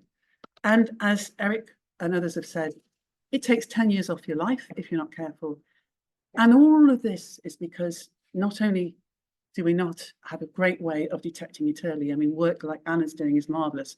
And they're going to help us really try and get an angle on the whole range of behavior indices measured by digital phenotyping that can help us identify phenotypes early on. But that is not common use. And so it takes people 10 years to get a diagnosis. But even when they do get a diagnosis, we're stuck with a range of treatments that are woefully inadequate. Very few people, I mean, a smaller proportion than people think, actually respond to lithium. Antidepressants can, in some people, cause switching into mania, and antipsychotics cause problems for the whole body. They might treat the mind up to a point, but they don't do a great job on the rest of the body. So we've got to do a better job at developing new treatments. And that's where we come in. And really, one of the missions, one of the main pillars of what I want to do is use, as I was saying earlier, and to try and understand what's going wrong in the brain to allow us to identify targets that we can then use to develop new treatments. Let me just say a little bit about the existing treatments for bipolar disorder, particularly for mania. And I just want to highlight the fact that we all know this, but a lot of people forget this. Mania, hypermania are the quintessential, they're the hallmark feature of bipolar disorder. Depression is the symptom that everyone complains about with bipolar disorder, and it becomes more prevalent later on. But without mania, without hypermania, without even a hint of hypermania, there is no diagnosis of bipolar disorder, at least for so many people. So understanding what's going wrong in the brain to produce mania, hypermania is obviously part of the issues, part of something that we have to do. Now, the problem is that a lot of people think that, well, okay, there are lots of medications that can treat mania, so what are we worried about? The problem is, well, there might be, but they have terrible side effects. I've just said lithium doesn't work for anyone, and even for people for whom it does work, it can produce all sorts of problems, as we all know, renal failure, thyroid problems, etc. Also, you know, as well as the unpleasant side effects, they're not always tolerated for other reasons. They don't always work. They might treat people in the acute stage, but then people relapse. And people with bipolar disorder, even when they're well treated, a year or so later, they'll relapse again if they're not careful into mania or depression. And then there's the whole issue of mood switching. You know, lithium is very good for some people, but it's not great for everyone. So all of these things together tell me, well, gosh, we've really got to do a better job at developing new interventions. So where do we begin? Well, I want to highlight part of the phenotype, the behavior phenotype of bipolar disorder that often is sort of implicitly understood, but not explicitly stated.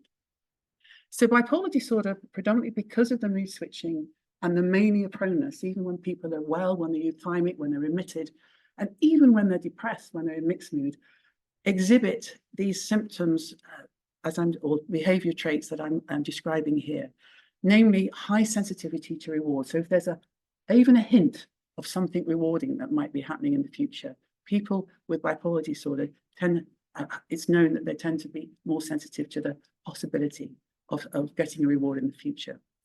They also tend to show more impulsivity, and Anna was mentioning the impulsivity angle in relation to suicide behavior and ideation, but people with bipolar disorder across the board tend to have high levels of trait impulsivity and also high levels of sensation seeking. So taking together reward sensitivity, impulsivity, sensation seeking, even when people are so-called well, you can see that this can trigger all sorts of deleterious behaviors. And this, of course, is part of the mania profile, but it's also still there when people are in depressed mood and especially in mixed mood. And I also want to make the point that it's not only there in people with bipolar disorder, but there's lovely work by Laurie Alloy and others showing that young adults who are at risk in the future of being diagnosed with bipolar disorder also show these traits.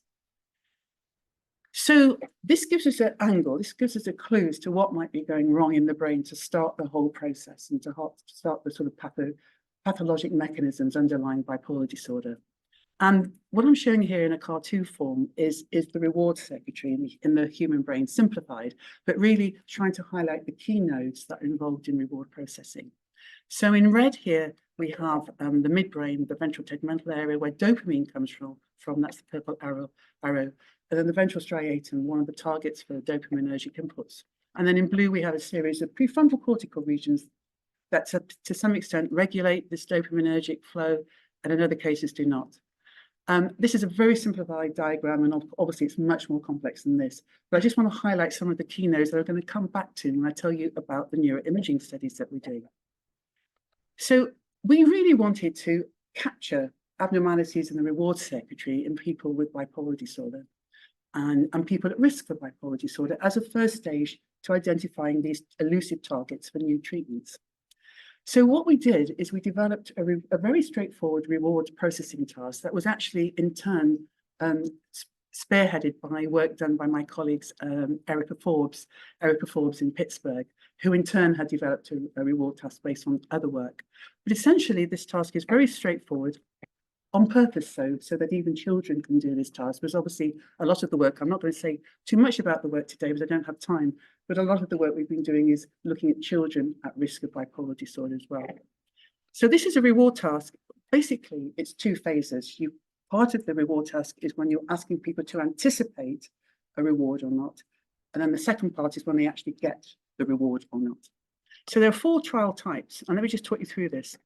The first type here, as I hope you can see this, the arrow going upwards. This is basically, they're shown a deck of cards like this. And they have to guess whether the number that they're going to see in the future is going to be 5, is going to be higher or lower than the 5. They do that. And after they've done that, they see then that the arrow is going up in this case, or it could be going down, or both or nothing. So if the arrow is going up, it tells them, right, if you have got the answer in the future right to your question, to the question we asked you. So if you say the number is going to be 6, and indeed it turns out to be 6 or 7 or anything higher than 5, you're going to win money. If you get the answer wrong, nothing will happen, yellow circle. If the arrow is down, if the answer you made is wrong, you'll lose money. If you get it right, nothing will happen. And if it's both, it means that if you get the answer right, you're going to win money. If you get the answer wrong, you lose money. And then this is a controlled thing. So this is the anticipation phase. So they see this during the anticipation and then they get the outcome. That's the key point, really. They're anticipating and then they get the outcome. But when they're anticipating, they're thinking, oh gosh, I could win money, or I might lose money, or something might happen, something bad might happen, something good might happen, or nothing might happen. And this structure of the task allows us to effectively compute what's called a regressor, which tells us how much reward are people likely to be getting. So if in the first example, there's a good chance, 50% chance that they might win a reward. In this second one, they're never going to win. They could just lose. So you get the idea. There's a sort of magnitude of reward possibilities. So it's a bit like in a gambling arena. You know, not that I go to gambling casinos very often. In fact, I can say I've never been to a casino, and if you believe me, good luck. You know, I've never been to a casino, but you know, you can imagine the scene. You don't know what's going to happen, but you're hopeful that something good is going to happen. Okay, so what did we find? We asked people with bipolar disorder to do this task, and we did it at the same time in 2 countries, in Pittsburgh, in America, and also, as I'm going to show you at the moment, in Cardiff in the UK. And in the first study, what we did here, this is a work that was with myself and Xavier Caceres, who's faculty professor now in Cardiff. What we showed very simply is that people with bipolar disorder, whether it's bipolar 1 or bipolar 2, during that critical anticipation phase, when they don't know what's going to happen, they could win, they could lose, whatever, they showed significantly greater activity in a part of the brain highlighted here, which is the left-sided part of the prefrontal cortex. So one of those blue areas that I was showing you earlier on in the cartoon. And this particular area of the prefrontal cortex is called the ventrolateral prefrontal cortex. So it's sort of lower down in the brain, a bit near the language area, but not the same. And I'm going to tell you more about this region in a moment, but I just want you to remember that this area unexpectedly was shown to be much greater in activity in people with bipolar disorder relative to healthy people during anticipation. At the same time in Pittsburgh, we did another study, this time looking at people with bipolar 1 in depressed mood, and then relative to people who had major depressive disorder in depressed mood. And at bottom line, we showed exactly the same thing. Again, increased activity relative to controls and even relative to people who had major depression in this ventrolateral prefrontal cortical area.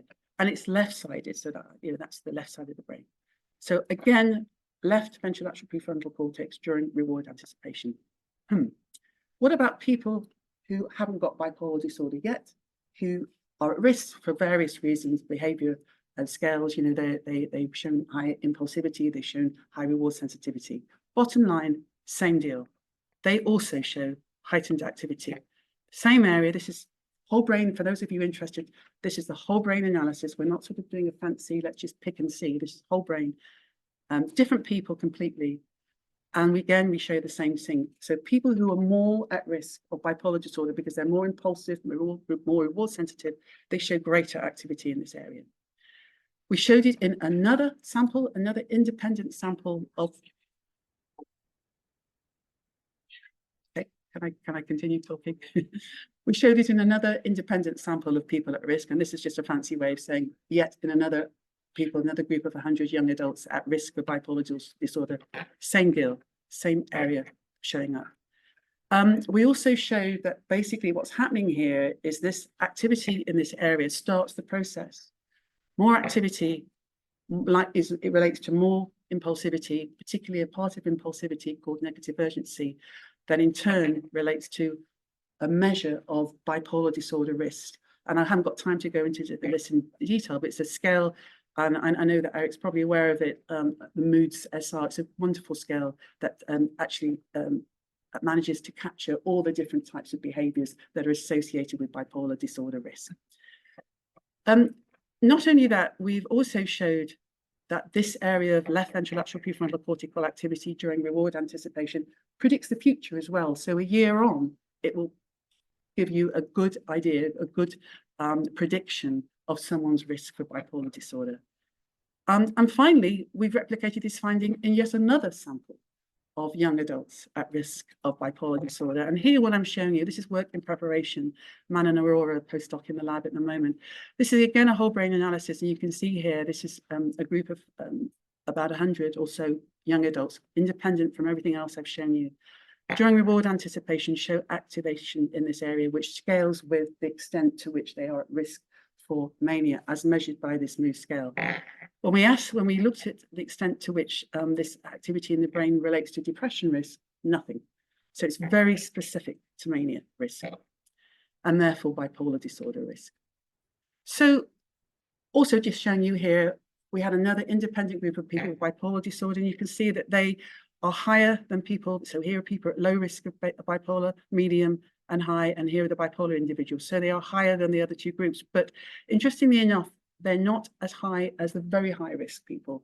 Now, I haven't got time to go into this now, but there is an interesting literature out there showing that as you get higher risk, you're higher and higher and higher and higher in activity. And then when you have the disorder, compensatory factors play in. There are other factors like illness duration, medication load, metabolic disturbance that all can serve to damp down that heightened activity once you've had established disorder. But the point is, they're still higher up on the scale. So what is this region doing, and how can we harness it? How can we use this region to develop new treatments? Well, to cut a long story short, this left ventrolateral prefrontal cortical region is doing something really quite interesting. It's effectively making decisions about immediate future rewards in particular. So let me just go back a stage. Imagine you have this game to play. You've just got to say, okay, there's a red square, there's a red circle. You've got to choose one, and that will give you a large reward down the line. Which one do you choose? Well, you find out after trial and error, if you choose the circle, you see a green triangle, and then that in turn signals a large reward. If you choose the square, you get a purple triangle, that signals a small reward. So you learn to pick the red circle, right?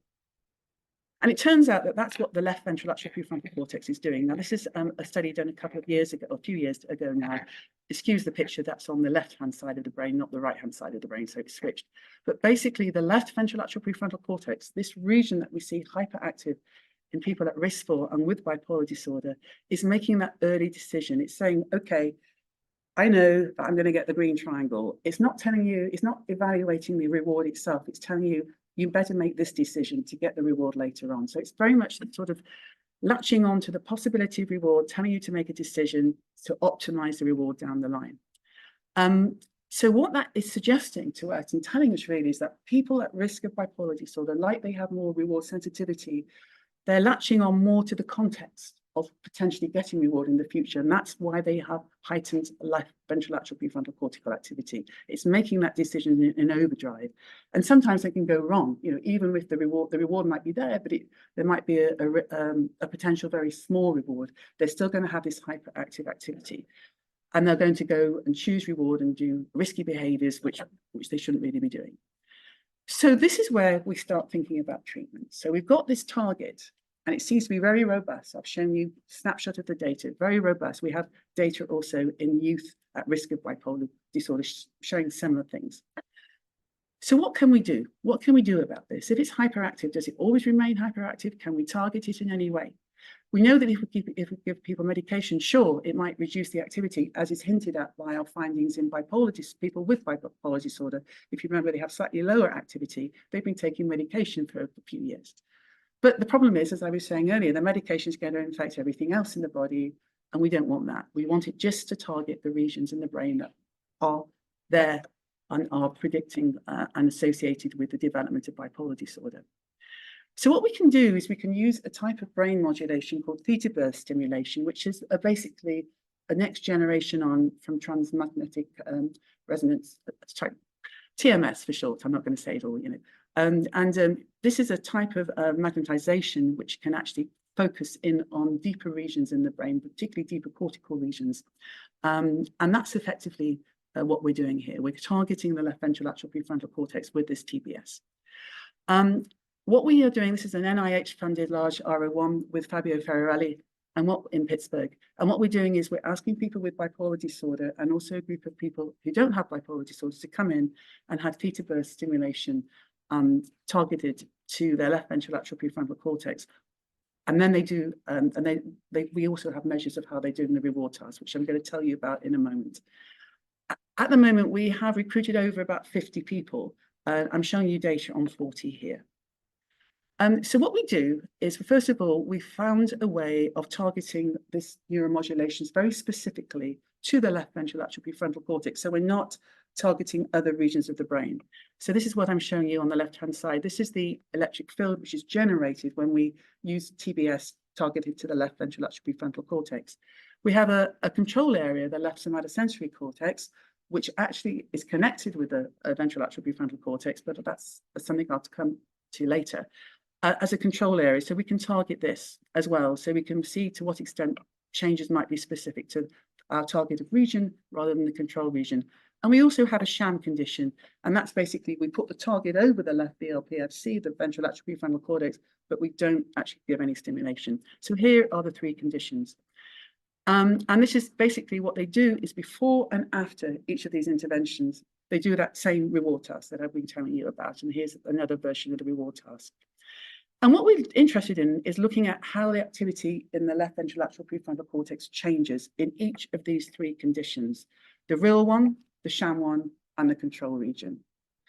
What is more is we can also look at downstream effects on behavior as well. And for this, we have chosen a scale, I'm sure Eric knows all about this scale, the internal state scale, which is actually was developed, I think, in the early 90s by Bauer et al. And it's actually quite not a well-known scale, but it's actually quite good because what it does, it teases out, it distinguishes between the well-being, the positive affect that we associate with mania, distinguishes from the activation, which is the arousal, the angry, the impatience, the irritability. As we all know, mania is not just about being happy. Hypermania isn't just about being a bit happy. It's about the arousal, the irritability, the confusion, the impatience. So it does a nice job at distinguishing between those two aspects. It also looks at conflict and depression. And what is known is that it's the activation part of this scale, the IS activation, that is particularly associated with the mania. And it can be used to assess subacute changes in mania-related affect without, using the clinician-rated intent scale. So it's a very good tool to actually look at behavior that's very closely aligned to mania and hypermania in a scientific way in the here and now. You can look at it, as I say, subacutely rather than have to wait a week or so. So what did we find? Well, here I'm showing you initial results. Now, I'm going to tell you something. We are blinded at the moment. We are blinded to those three conditions because that's what we have to do for clinical trials. So we do not know which is sham, which is left VLPFC, and which is somatosensory target. We call them A, B, and C. We just don't know which is which. But what I can tell you is that one of those three conditions in particular causes reduction in activity in the left ventrolateral prefrontal cortex, the reward task pre and post, and that's condition C here. It also, along with the others, also reduces of activity in another reward area, the ventral striatum, and arguably to a little bit more greater extent with condition C. But condition C, that's the only simulation condition that seems to be reducing activity. What is more is that condition C also reduces the way the brain regions talk to each other, connectivity between the VLPFC that we're interested in and other areas in the brain, somatosensory cortex in this case I'm showing you. And this is basically what it's doing in the whole brain. And as you can see, this is basically brain shots of changes in activity before and after the brain stimulation for stimulation A, B, and C conditions. And only in stimulation C are we seeing these widespread changes in activity connecting our reward area with other areas in the brain that we know are important for cognitive control, reward processing, etc. So condition C, whatever it is, seems to be doing something in the brain, but is it doing anything for behavior? Because ultimately, we want to target the brain to change behavior, right? We're not just interested in looking at what it's doing in the brain. We want to know what it's doing in behavior. And the answer is yes. Only condition C is actually doing anything meaningful at all in terms of changing behavior. And what is more, condition C seems to be decreasing this arousal, this ISS activation. And if you remember nothing else, and I know Michelle has heard this before, but I like doing this. Just the coolest thing about this talk, look, I can do this. Or can I? Yeah. No, I can't, can I? Oh gosh. I was going to say, yes, I can. There we go. You see, isn't that cool? I've learned something, you see, in the last couple of weeks, even at my age, I can do animation. But, what we're doing here is that what this is showing is that the more we show change in left VLPFC activation from pre to post stimulation, that's paralleled by change in this activation, this arousal scale. So that suggests that whatever condition C is, it's doing something to change the brain activity, to change brain connectivity, and to change behavior acutely. So we, of course, are itching now to break the blind, to find out what is condition C. We hope it's not the sham condition. I hope not. But it's probably, well, we hope it's either the VRPFC or it could be the somatosensory cortex stimulation, because the two are highly connected. But the point is, it's doing something very meaningful. So I think this is definitely something we want to look at in the future. And our next grant, our renewal of this grant, is going to be going to the next stage, looking at sort of more chronic stimulation. We're just doing a one shot, one input here as proof of concept. But the next stage would be to kind of do more repeated measures, a bit like the SANT you've probably heard of over in Stanford, the TMS they're giving for depression. We want to do this for bipolar disorder. Now, in the last few minutes, I want to switch to the other new intervention that we recently been funded to do by the Bozuki Group. We've just been funded. Anna Andreasa is very much part of this. This is a study of how the ketogenic diet might impact all of what I've just told you in bipolar disorder and improve the health and well-being. Now, I just want to take a step back at this stage because, of course, I know there's been a lot of hype, a lot of press recently about the keto diet. For those of you who haven't heard about this, basically it's a high-fat, high-protein, very, very low carbohydrate diet, which is difficult to take for lots of people. But for some people, and there's been anecdotal evidence, and just actually very recently a trial data is coming out from the Edinburgh group, for some people taking the ketogenic diet, with bipolar disorder, it does a fantastic job of basically helping with symptoms, reducing mania, in particular, reducing hypermania, reducing depression. And what is more, it allows people to come off their meds. So they've been, or at least come off several of their meds and remain well. Jan Bozuki, and this is a very well-known case now, Jan Bozuki's son, Matt Bozuki, whom some of you may know, has had such a wonderful response to the ketogenic diet that he's very graciously been telling his story on various, media and in conferences. And it's actually very, very moving to hear the story of this young man who basically, for all hope was lost. He was told he had untreatable bipolar disorder. He was living on the streets. He tells a story of, he was either going to be dead or in jail for the rest of his life, as he was living on the streets, picking fights with people because he was manic and untreated. He went on the ketogenic diet, and within 2 to 3 years, he's now in a job. He's sleeping well. He's going around giving talks. He's got a life. He's got his life back. Now, it works for him. It's not necessarily going to work for everyone, and that's where we come in.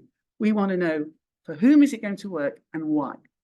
And so Anna and myself and Colleen McClung and Zach Freiberg in Pittsburgh, we've been very fortunate to be funded by the Bozukis to actually do a large study of how the ketogenic diet works and for whom is it actually going to work.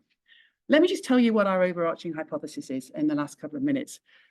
What we know about bipolar disorder so far, as I've told you, is that there's elevated reward circuitry, elevated left VRPFC, elevated activity in this reward circuit that is modulated by dopamine. I hinted at that earlier on. But as we all know, dopamine is a core part of bipolar disorder. Lots of treatments like atypical antipsychotics are used to damp down the symptoms. They basically damp down dopamine. Unfortunately, they damp down dopamine everywhere in the body if you're not careful. We also know that GABA is a key. GABA, the inhibitory neurotransmitter, regulates dopamine in several ways. It regulates midbrain dopamine from various other regions nearby, and also within the midbrain itself. But the key thing here is more dopamine and less GABA is bad for you. If you're going to have more dopamine, you need more GABA to regulate, and so on. So that's just another way of saying that. We know also that people with bipolar disorder not only have higher levels of dopamine, they also show lower levels of GABA. And Anna and others have kind of work showing this. We know that inhibition of midbrain GABA neurons in animals actually results in mania-like behavior. So there's clues there. Imbalance of dopamine and GABA may underlie this heightened reward activity that we're seeing, and therefore relate to the mania-like behaviors. So what can possibly happen in that system that makes the keto diet work? What's it doing?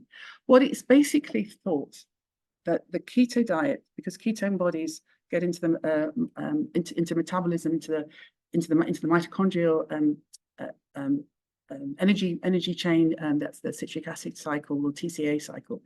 And what they do is they increase the amount of GABA that's being produced. And I'm not going to go into all the details, it's kind of complex, but basically some of the information is there essentially the ketogenic diet boosts GABA. And at the same time, it reduces glutamate. There's another literature showing that glutamate, the excitatory neurotransmitter, is co-transmitted in some neurons with dopamine. And that's work that Zach Freiberg in Pittsburgh is doing. Bottom line, more GABA, more regulation of dopamine. And so that's how we think it might work in bipolar disorder for some people. There are also other mechanisms by which it might work, which I'm not going to go into in detail right now. So basically what we're doing, and this is my last, pretty much my last slide now, is I am going to be, and we've started recruiting people in the last month.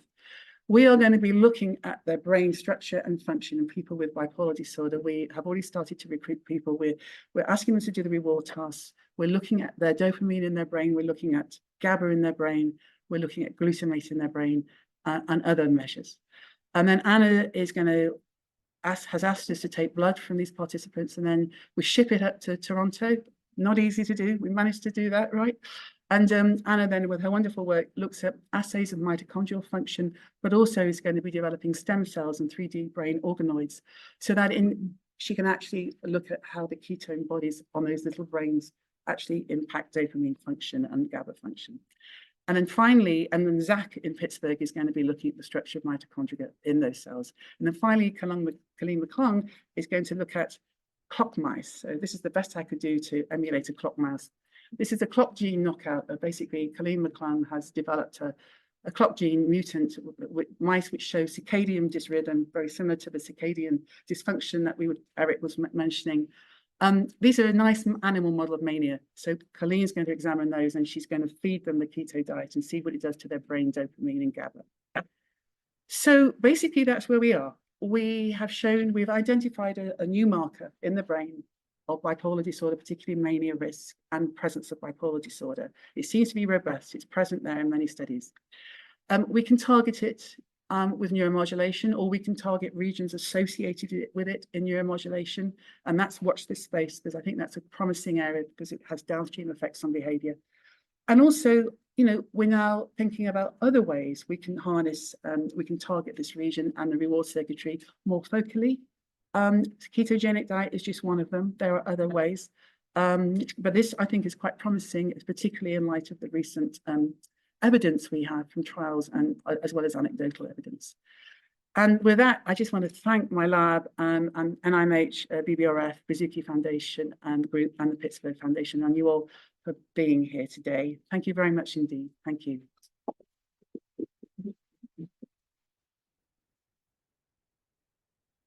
Thanks so much, Mary. So we'll see if there's questions in the room first. No questions, just kudos. Great choices of measures. It's wonderful having both polarities covered. And it's the first time I've seen someone present their blinded data. Brave. I hope it's not jam. So do I. Yeah. Thank you. Yes, it's, I feel I'm so excited by the data that I want to show the blinded data. The problem with doing a clinical trial when it's blinded is that you could sit on the data for 5 years or more until the grant's finished, then you break the blinds, and the field's almost moved on if you're not careful. And if there are hints that it could be useful, don't you want people to know? And even if it turns out to be sham, which I certainly hope it doesn't, there's something we've learned, So, I have to say that I'm just going to say this now. We have data using neuromodulation, which we did unblind, same deal, but we're using a different task. And we actually found that the juice was really stimulating the somatosensory cortex, which is connected to the VLPFC. And it's that connection between the VLPFC and the somatosensory cortex that was actually producing the behavior change. So the change in the brain connection produces the change in behavior, which makes sense because the brain doesn't work in blobs, it works in connection. So I think there's a lot of hope, but yeah, and we're particularly excited about the ketogenic diet, and we'd work with Anna as well, because I think that, we'll find out exactly why and for whom this is actually going to work. So, thank you. Let's hope it's not sham, yes. Yes. A really elegant and beautiful work, and I couldn't help but notice one of my favorite brain regions, the insula. Yes. Which you showed the some evidence for the insulin involvement in the reward circuitry. Right, so it kind of makes me wonder about the use of wearables and how you, what are your thoughts on the role of the autonomic nervous system and specifically blood pressure as a potential important mediator in the effects going on here? Yeah, Um, yeah, no, so the insular, yeah, yes. So sorry, the question was, what about the role of the insular and autonomic function and particularly blood pressure? And I guess the reason you're asking about blood pressure is that fMRI works on BOLT, which is a measure of a proxy measure of blood flow. So let me unpack that first of all. Insular is highly connected with the ventrolateral prefrontal cortex, which is what we are focusing on. So the center of activity, which we show, is very much let's call it the VLPFC, the ventrolateral prefrontal cortex for short. But the anterior insular is functionally connected. And the reason that's important, and I can go on for some time about this, but I'll be short. The anterior insular and the VLPFC are two nodes highly connected in the salience network. And the salience, and this is, the VLPFC has come into knowledge as being part of the salience network only in the last couple of years by animal work. But I think these two regions work together in terms of what's salient, what's important here and now to guide behavior. And I think that's particularly important in the reward task, because you want to know, oh gosh, I'm in a situation when I could win or I couldn't win. And, you know, so I think that's where the insular comes in, more in the anterior insular in terms of salience detection. Switching to your other point, the part about physiology, blood pressure, ANS, exactly. First of all, I just want to be upfront about this. We exclude people from our studies who have systemic medical illness. So anyone with cardiovascular illness, anyone taking hypertension medication will be automatically excluded, precisely because of the effects on the BOLT signal. So we take out people who may contribute in that way. But I take your point. It could be, you know, that there's aberrant signaling in the insula in people with bipolar disorder, which might relate more to the salience network. Back again. We are able, in the scanner, we are measuring changes in heart rate, so which is a proxy measure, I suppose. But I think that's a good question. We're not doing a physiologic study here. We're doing imaging. So definitely, you know, that's something we could look at in more detail. But just to be, you know, clear, we are excluding people with autonomic. In fact, anyone with any systemic medical disorder, not just heart disease. So, but yeah. Hi. I was curious what your thoughts are on the sort of massive heterogeneity of bipolar disorder. Yeah. We have patients that have bipolar manic episodes when they're 19, have done for 30 years, and so on and so forth. Yeah. And I know it's something you deal with all the time. I'm just curious what your thoughts are on the heterogeneity and how that impacts like ketogenic intervention, TMS interventions, and stuff like that, and how you would think about personalizing treatment using the work. Thank you. So the question, thank you. Excellent question. That another excellent question. This is about the heterogeneity of presentation of bipolar disorder. Some people have a manic episode early, and that's basically it. And they have depression for the rest of it. Other people have rapid cycling and everything in between. Excellent question. Yes. So basically, in our risk work, of course, we're looking at people who have not yet developed bipolar disorder. So they're kind of on a gradation of no subthreshold symptoms to a lot. In terms of bipolar disorder, I mean, I can tell you, let me answer your question by telling you about the mechanism which I think is happening here in terms of bipolar disorder and why it is that we see depression becoming more and more prominent as people get older.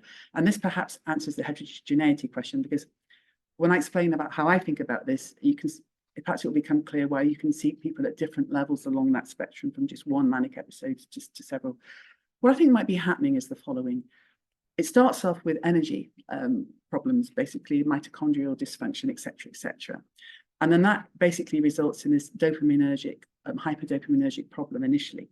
Now, in some people, that can be kept under wraps, and the hyperdopaminergia will be there, and then the GABA will kick in, and then they will have more of a sort of a low-level threshold, maybe a hypomania situation. In other people, that won't be the case. They'll have a massive surge of dopamine, and then what happens is that with too much dopamine in the cells, that can be toxic, and the cells will die, ultimately, as we've seen in work in Parkinson's. So that would mean there'll be a crash, and the behavior correlate will be depression. Now, in some people, they may be very vulnerable to the effects of too much dopamine, so much so is that once you've had that gas gone, the dopamine's gone, it's never coming back. And so they're going to continually basically present with depression and having had their one manic episode based on dopamine.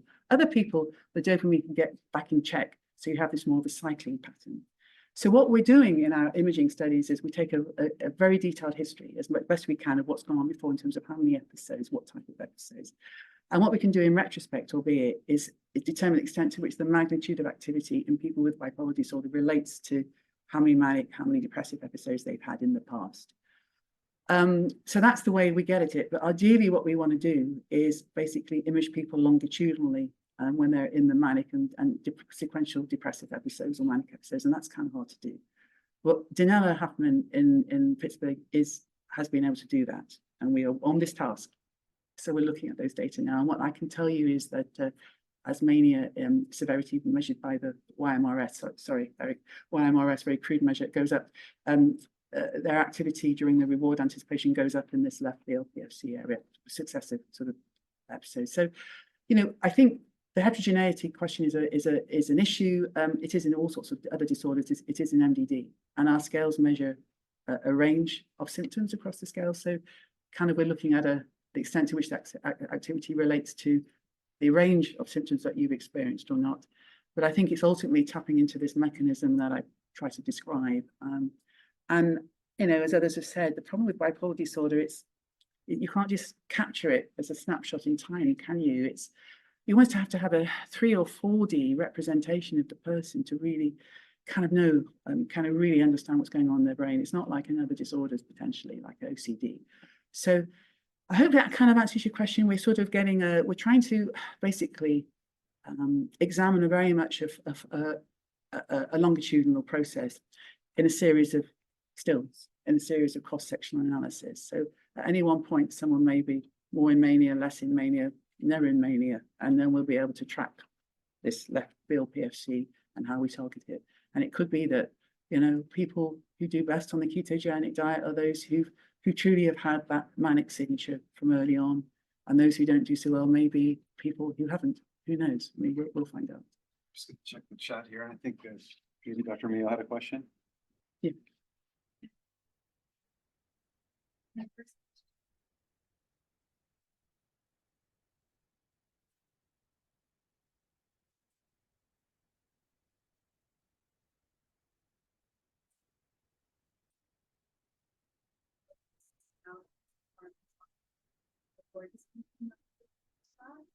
And do we think like the reward dysfunction, the LPFC and not circuitry is the same thing happening in, you know, people making an impulsive decision? Yeah. Suicide attempt, or, you know, it's different circuits related to different meanings, suicide, even all this happening.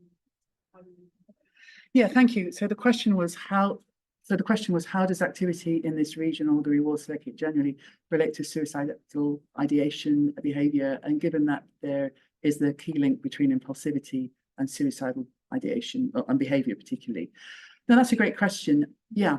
So we measure suicidality. And in fact, I just want to say in the Bazooki Funded Center, we actually are basically looking at actigraphy measures and EMA, and we're particularly looking at suicidal ideation throughout the whole thing. So we'll be able to look at the extent to which changes in the left VLPFC over the same period relate to EMA measured changes in suicidal ideation.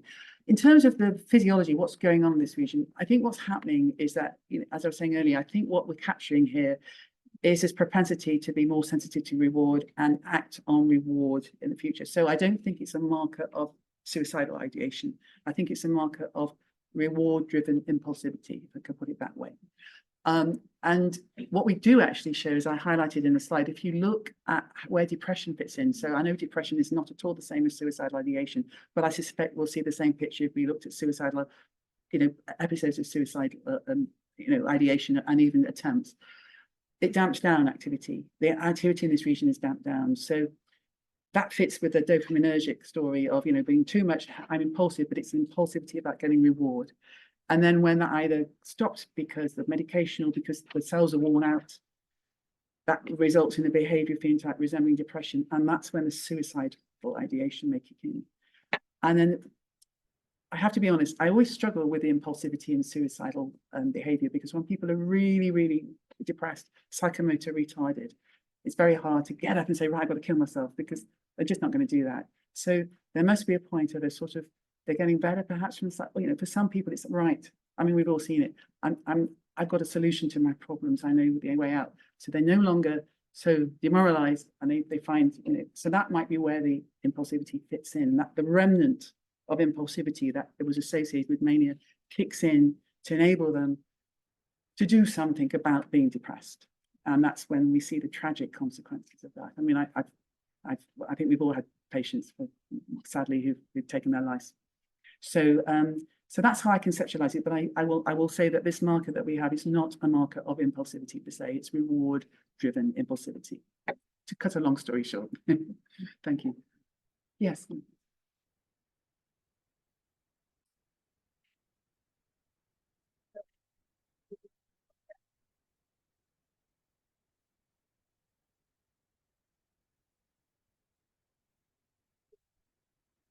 Yes. Yeah, thank you for a great question. Yes, the question is, when we looked at brain imaging in people with bipolar disorder, what about medication? How did that factor in? Yeah, so we always look at the extent to which medication of any of the types impacts activity. And we don't really see any significant findings. In fact, we don't at all, which is heartening in one way, but also kind of disheartening, because it tells you, well, what are these medications doing? And that perhaps relates to the fact that these medications are not really helping people, because they're not solving the problem. I suspect that some medications over time will damp down activity. We're capturing it in cross-section. And I suspect that those particularly targeting dopaminergic systems, so the anti-dopaminergic sort of antidepressants, and obviously the atypicals, probably over time will damp down. But by that time, other factors have kicked in that also, as I was hinting at with my slide showing that bipolar people were not quite as high as the highest. There are other factors like, cortical shrinkage, probably, that impact our signal, all sorts of other things that we can't necessarily capture in a cross-sectional way. But the medications per se are not causing the problem. If anything, they would be reducing activity. We're not saying, when we do sensitivity analysis, it's not like the signal goes away when we take away people who are on medication, so it's not that. Which is, makes sense.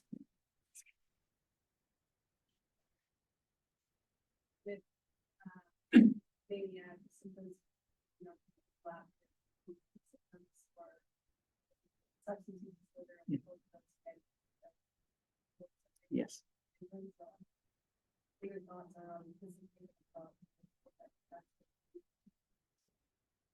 Yes, so the question was, how specific is the VRPFC finding to bipolar disorder as opposed to ADHD or substance use disorder? So we exclude people with substance use disorder at full clinical threshold, even people with bipolar disorder, from all of our studies, precisely for that reason. Regarding ADHD, we do not exclude people because it's so highly comorbid. I mean, I remember we're looking at people who are younger, 18 to 30, 18 to 30, 18 to 35, 18 to 45. 45 is still young for me, by the way. So, I mean, yeah, it was a time when I thought 45 is really old, but sadly not anymore. So we exclude people with a history of substance use disorder, but we do not exclude people who are taking sub-SUD levels of cannabis.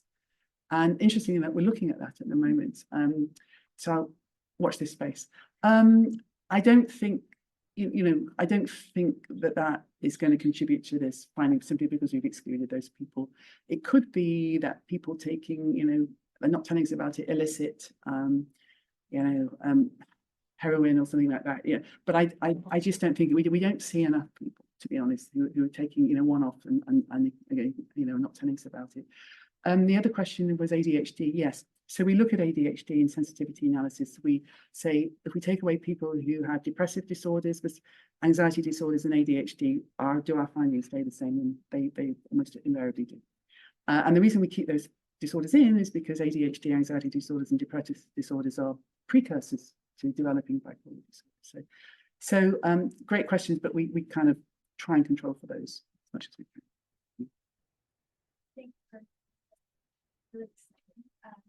I had a question about the diet, and I don't know much about the diet, but I do know that I've read that initially, when you drop the ketogenic diet, there is the food syndrome, which is. Oh, yeah. Yep. And so in terms of people who are already vulnerable and at greater risk of medical deficits, how do you stop with that? No, really, really great question. So the question was, what about keto flu? So in the first basically week of being on a keto diet, you have this sort of also sort of lethargic aches and pains. I tried being on keto diet. I failed. I tried. I didn't try hard enough, obviously. It's true. I mean, the keto flu is a real phenomenon for a lot of people. Yes. So I just want to say the structure of our study is that we're not doing it on our own. We have a team of dietitians to help us, and we have quite a large number of people employed. What's so good at, about having the EMA and the actigraphy and also the keto mojo, which is, you're taking your blood twice a day to measure ketones and glucose, is that people are engaged, and then we are engaged with them. And it's almost like having a coach, I'll keep with it, keep with it, keep with it. It's a bit, but then when we think about it, antidepressant medications, which most people with bipolar disorder either are taking or have taken at least once in their life, are the same thing. I mean, as an MD, I'm running a clinic when I was back in London, I always used to be like a coach. Look, stick with it, because the antidepressants are not going to kick in until after 2 weeks. Keto kicks in before then. So, these people have often tolerated medications for longer than 2 weeks and still waiting for effects to kick in. So I'm not worried about people's resilience and motivation. I think what is new is the type of symptoms that the keto flu brings with it. And we just have to raise awareness of that. But they're transient and they go away. And if, unlike me, you stick with it, I hear from people who don't have bipolar disorder, for whom it's worked extremely well.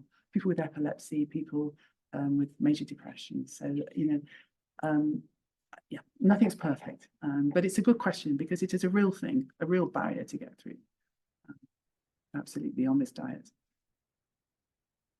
Yes.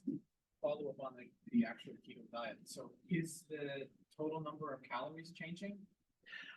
Good question. The question is the total number of calories on the keto versus the diet as usual, because what I haven't said is in detail is that we ask people to be in their diet as usual.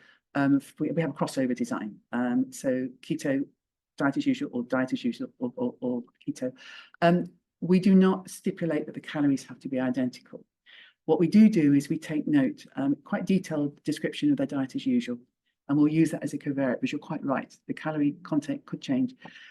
It's always difficult when you do a dietary intervention, because if you have the control arm so restrictive that you've got to keep it exactly the same as the keto in calories and everything like this, it's no longer a normal diet. And people, how do you get people to be motivated to stay in the study? It's a struggle. We struggled with this one. Keto diet, for some people, would be fewer calories because they're cutting out the carbs. But of course, you can counter that by increasing the amount of fats that you're eating. So what we do is we are doing girth measurements, we're doing height. We're not doing weight because the ILB felt that was a bit too intrusive. But that's something we could think about doing. We are measuring that.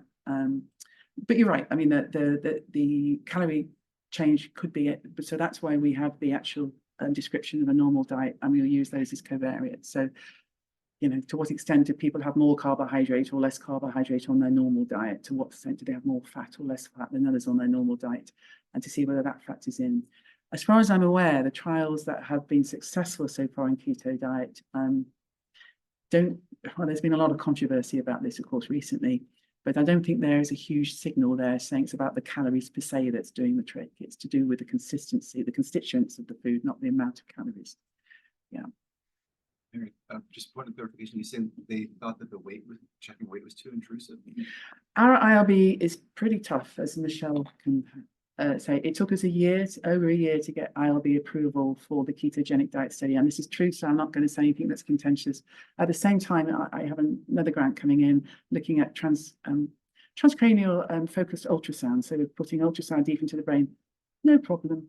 IRB didn't really have a problem with that. Some questions about it, but and rightly so. But at the same time, it took about 12 times longer to get the ketogenic diet study approved. And that's just the first stage. We're making modifications all the time. Our IRB is very, very thorough. But yeah, I think they don't want us to do too many intrusive things, but we can certainly weigh people. Absolutely. I just think I don't want to overburden people too much, but yeah, that's something. Yeah, absolutely. That's great. Can you comment on that? So, there's 6 RCTs, pediatric procedures. Yes. The ketogenic diet has all worked better in terms of efficacy than the usual methods, right? Right. And if you look at neurologists, you poll 100 neurologists, maybe 3 out of 100 would think about a ketogenic diet as first trial. Can you comment on the apparent implicit bias in the allopathic medicine field against dietary? Oh my goodness, I don't think it's even I don't think it's even implicit, it's explicit, isn't it? I mean, I remember, actually it was ironic, I was in a cab going to there's a Bazooki, it was Bazooki, it was, I think it was BD Squared, it was a conference when the Bazookies were there. It was all, and a lot of the focus was on the ketogenic diet. I was in the cab basically having emails with the chair of the IRB, and they were saying, oh, we don't think anyone can be on this, no one can be on a keto diet. It was very difficult for us to give you approval for any of it because we don't believe that anyone can be on the keto diet. And this is a group of non-psychiatrists who were on the IRB who'd obviously had a lot of experience with the keto diet in their own world. At the same time, as them saying that, I was saying exactly what you just said about the fact that there are RCTs, and the Edinburgh study wasn't yet out, published, but they were doing it with success. 100 years of research in pediatric epilepsy has shown that the ketogenic diet works. If you can give it to children, I mean, and so on and so forth. Yeah, exactly, in children. And so I think there's a disconnect, and this gets back to the earlier point about there's a disconnect between areas in our field and our aligned areas. So, companies, Anna's issue about having companies engaging with digital technology to focus on mental health as opposed to just on stuff that's of interest to them right now. We need, more education about other non-traditional ways of treating any illnesses, neurologic and psychiatric. And I just, personally, I can understand the reticence about the ketogenic diet. I don't know whether any of you tried it. As I said, my own experience is that it's hard. If you like fruit, which I do, it's particularly hard, but you find other ways of dealing with it. And Nicole Laurent, who's a well-known, very, very wonderful nutrition expert, she said, you find other ways of enjoying life. It's not, food doesn't become the way you enjoy life. I don't know. I think keto diet and cheese and nuts and olives can be fun. And, and all this kind of stuff. So I don't completely understand what the reticence is from regulatory bodies about the ketogenic diet. I really don't. I think they're concerned. I think the medical concern is the high fat. You increase the LDLs, and which is a real concern. However, Shibani Chef in Stanford has shown that actually the keto diet may reduce LDL levels in people. So everything is not as it seems. And I think the only thing we can do is persevere and do the studies and show people they're wrong. And even if it works for 30% of the people in the study, that's a lot better than having people take lithium for the rest of their life. So and 5 different medications. So, does the ketogenic diet have an effect on the kidneys? Like I don't have much of my kidneys left, so if I took too much protein, wouldn't it be a problem? The kidneys, thank you. The question is, does the ketogenic diet impact renal function? And yes, it can do if dehydration sets in. So kidney stones basically, because people are dehydrated often with the carbs, with sugars and everything, and help you just drink more. And so the key thing we always say is drink a lot of water. It's very dehydrating and that will help. But there is a risk. So this is why we monitor a blood test. We monitor renal function. We monitor kidney function. We monitor fats throughout this trial. We have to. We want to. But I'm sorry, say Creatinine? No, we're talking about urea. Yes, creatinine. Yes, sorry. Yes, we're talking about urea and creatinine, urinase and creatinine levels. Absolutely. Yes, we're monitoring all of those. And I don't think that there have been many cases of renal failure on ketogenic diet. Contrast that with lithium. People taking a lot of lithium or going into toxicity, we know what can happen. So, all the concerns about the ketogenic diet, you could argue, well, what about medications, side effects? What about deep brains? What about invasive That's the other thing. Our IRB has approved deep brain simulation at the same time.